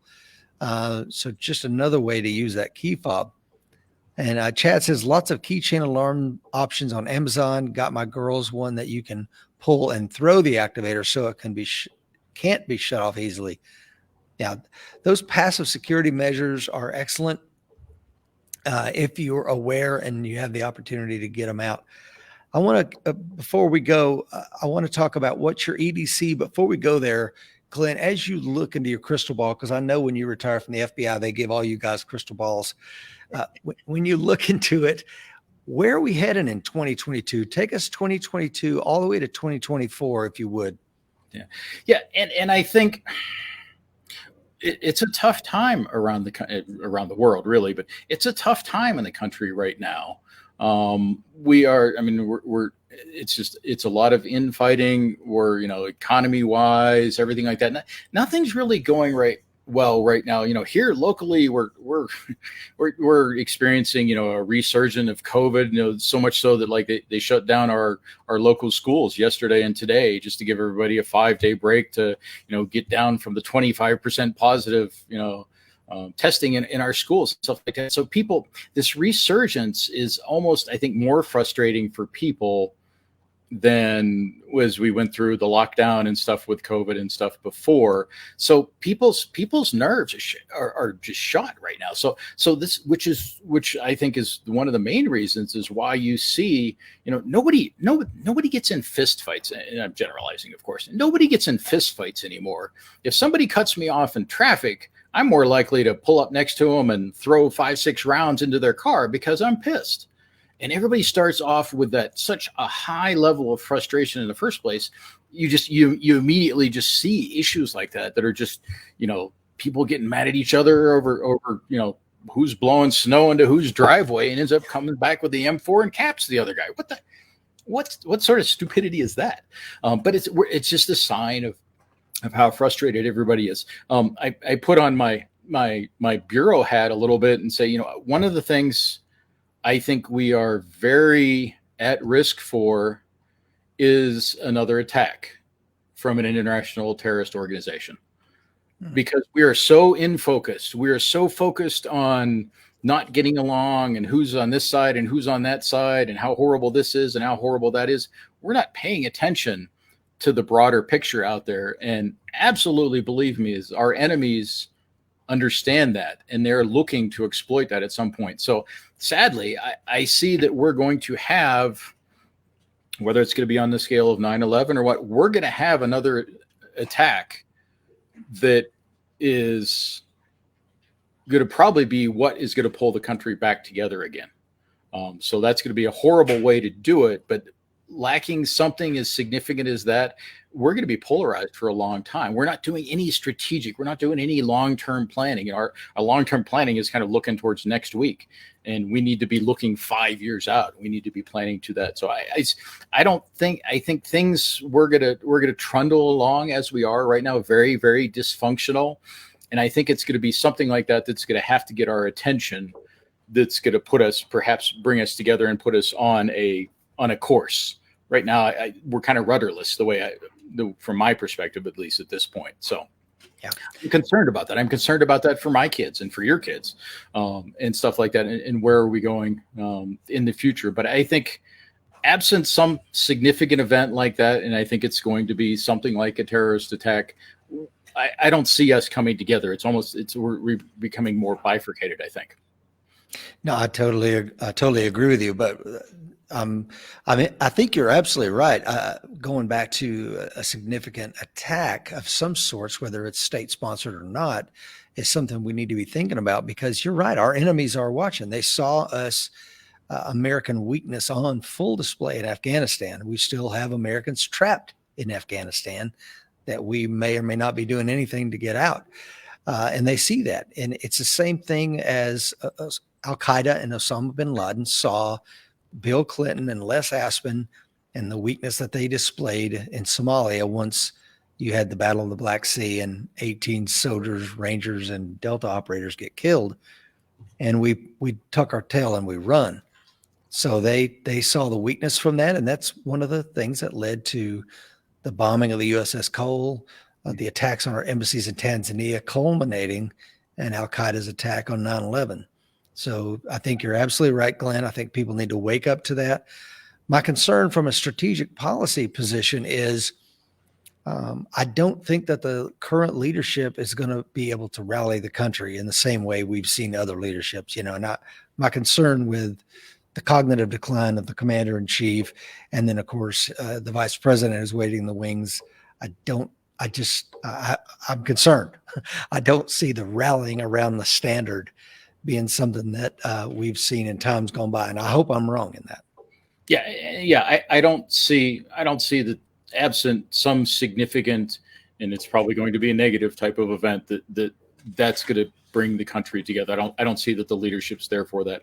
And I talk about international terrorism, but I also I don't want to. I worked this for a long time. I don't want to discount the domestic terrorism. Yes. Because there are, obviously there's lots of high levels of frustration all around the country. So, it's a perfect opportunity for the next Timothy McVeigh as well. Yeah, and I was watching some footage from some of the Antifa and BLM riots of 2020 into 2021. If you haven't looked at it with the term of these, it looks like LARPing to me. There's a lot of posturing. We've got sticks and maybe pepper spray, and we've got our little hockey helmets on, and we're playing revolutionary. But at what point does some of those people decide enough playing, enough talking, we're going to pipe bomb our way into political change or truck bomb our way into it or whatever? So I think at some point the LARPing stage, live action role play that some of these people are doing, is going to turn into real violence. Or am I wrong? No, I think you're absolutely right. And I'll say one thing, technology definitely has something to do with that as well. I think back in the day when we used to, combat the Animal Liberation Front and the Earth Liberation Front, their primary tool was chains and duct tape.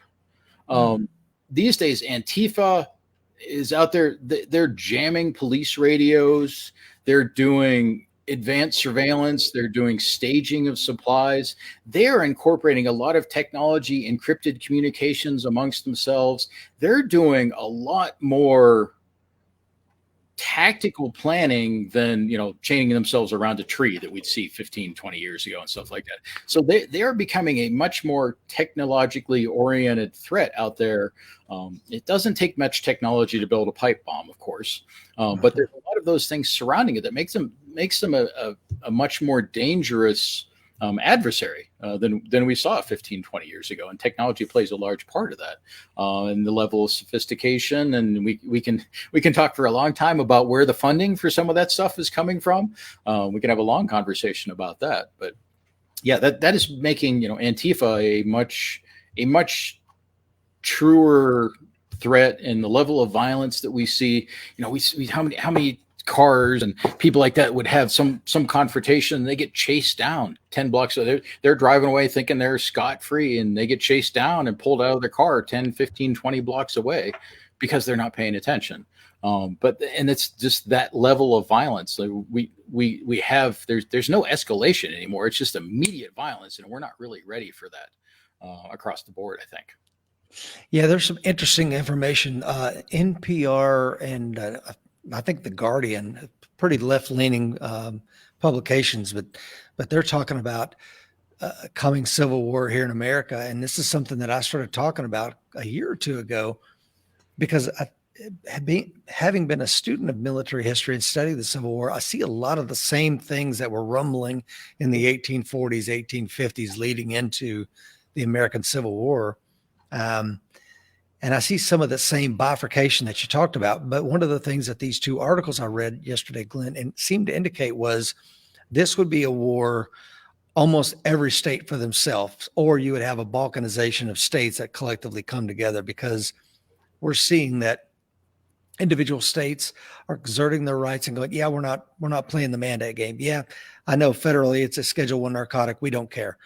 Yeah, we're not playing this game, and we're not submitting to that. And the federal government used to have a lot of power over states, and I think they're losing the grip on that. And it remains to be seen where that's going to take us. Yeah, I think you're absolutely right. We're not looking at, the West versus the East. There's no cohesion like that. It's, we're 50 plus different entities out there that, you might have a couple that might band together or something like that. But for the most part, there's no big half here, big half there. It's everybody's becoming very, very independent. And there's nothing federally that's preventing that at all. It's encouraging it, if anything, I think. Well, and that's, John says little consequences for the BLM riders versus January 6th protesters, or whatever you want to label them. I certainly wouldn't necessarily call it an insurrection. I think it was, I don't know what it was, to be honest with you, but my concern isn't necessarily that. It's the next one. And the next one, maybe there's, somebody's rented a hotel and they're running an operation suite out of there, and they're really organized on the ground. And then we're going to be in trouble because several hundred or 1,000, whatever, that breached the perimeter and went in, they had no plan. They're bumbling around, bumping into stuff, taking selfies. What happens when you have some high-level planners that execute and know how to execute? It's going to be bad. So I think we're in some really uncertain times. Sure. Interesting times to live in America. I laugh, but I don't wish this on anybody, and I certainly fear for our kids.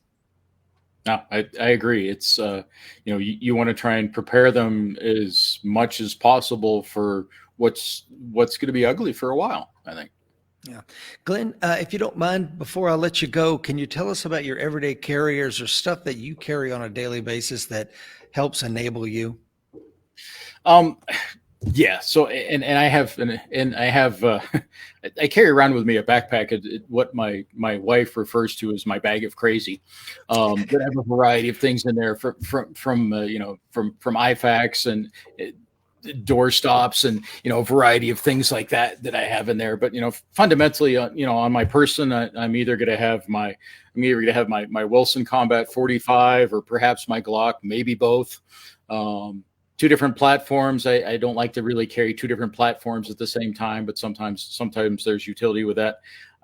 Of course, phone. I'm always going to have an additional source of light, like we talked about before. Battery technology, LED technology is just crazy good these days. So there's a whole variety of options from small lights to a decent combat light. I like having a tactical pen with me. It gives me some more options and things like that. A lot of times I will carry potentially like a SWAT tourniquet, which is just rubber elastic band, folds down nice and flat. I may have that on my person. I am very conscious of now being a retired and armed law enforcement. I have my retired badge and my retired credential, that if I have to draw my gun, that's one of the things that's first and foremost in my mind is, as law enforcement showing up, I'm holding that up so they can see the badge, so they can see the credentials, and I'm thinking about my actions that way. Because no longer do I have 27 different things that say I'm FBI on me now as well. So I think that's very important. Sometimes I will have a charger, additional, a charge stick for my cell phone and stuff like that, and the cord to actually use that. A lot of times I will actually have basically it's a nylon. It's kind of a soft disposable type of handcuff. It's not the big zip tie type of thing, but it's actually a very, very small type of thing that you can potentially use to keep somebody like in handcuffs, not for a long-term secure type of thing, but if you need to, it's better than carrying around a roll of duct tape, or at least it's more transportable. And typically that's what I carry with me. I'll have an extra mag, or actually if I'm carrying my 1911, I'll probably bring 2 extra mags, because I like having options. You didn't mention edge weapon, Glenn. Do you carry one or not? Right, I do have a folder that's always in one of my pockets, and we back to the gray man thing, as we talked about before. I always try to put the folder somewhere where you don't see the clip on my pants, whether it's in a different pocket or it's hidden by a shirt. I have a couple clips that I've actually painted flat black, so you don't really readily identify them as you look around trying to identify those people you think might be carrying. So. Excellent. Well, Glenn, I've had you on here for 2 hours and 1 minute, sir. I can't thank you enough for being on this morning's show, Glenn. Been wanting to get you back on here for a while. So now it's been my pleasure. It's been great conversation today. I hope the people watching have found this to be insightful, and hopefully this gives you a few things for everybody's to-do list individually. It's even talking through this with you has given me several different things I kind of want to think about and might change and how I do things on a day-to-day basis. And that's what I'm looking for. Awesome. So Glenn, tell people where they can find you and your company, TBR Consulting. Sure. And TBR Consulting, the TBR stands for Train, Be Ready. And so that's actually my website. It's just www.trainbeready, all one word, trainbeready.com. On there, I have a variety of webinars. I have actually a 3-part personal safety and security series, webinar series that you can get in there. And it talks about lots of the things we've talked about there, just builds on that from the basics of awareness, mindset, to when we get into the third one, we're starting to talk about travel security. We talk about surveillance detection routes and things like that. As you move around, we talk about gear and stuff like that. So there's a variety of different webinars out there, and talks about the other resources that we have as a company and things like that. But that's my company out there. So www.trainbeready.com. Thank you so much, Glenn. And I don't know if you're ready, but can you take us out? Do you know the motto? The fight's coming. Be ready.